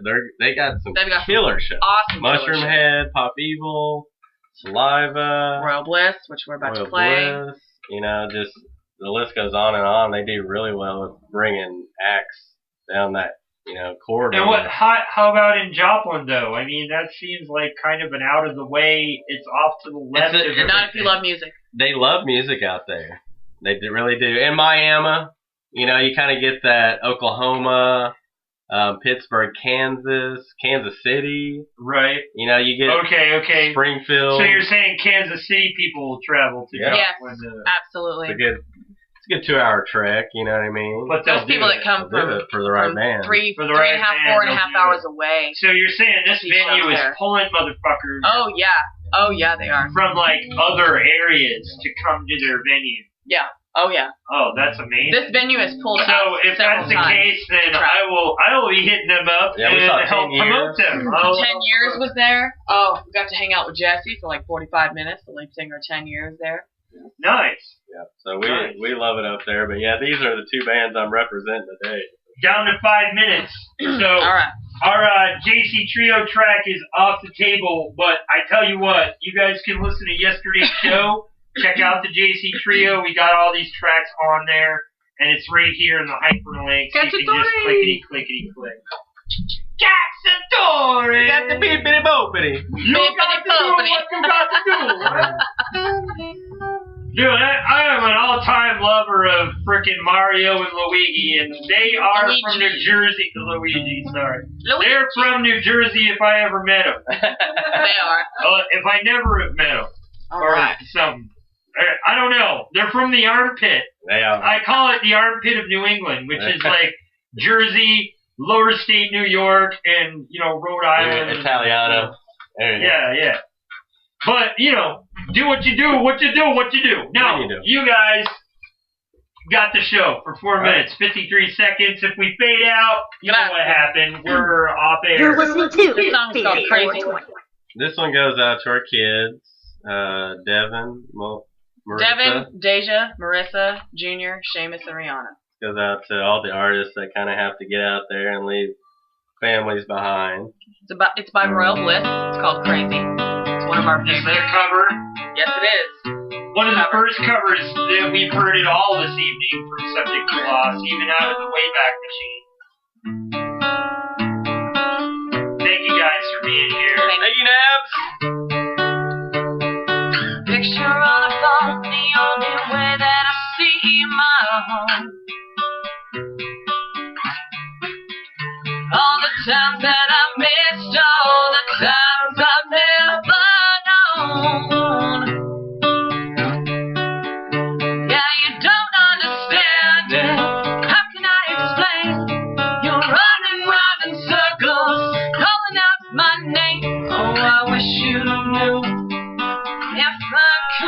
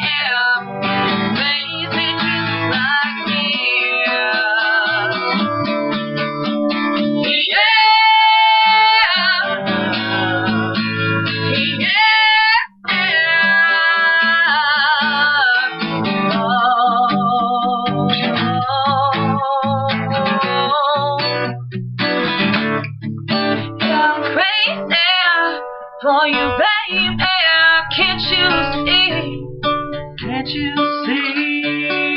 And I'm wondering if you're crazy just like me.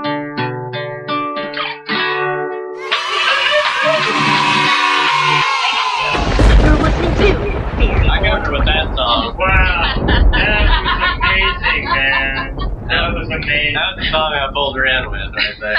That was the hook and sink. That was the hook, sink, liner. Wait till you hear this, baby. You're gonna be in love. You're gonna be in love right here. And now she's singing it.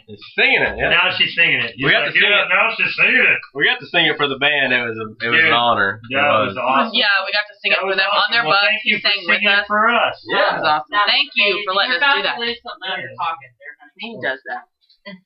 It's like, oh, Receipts.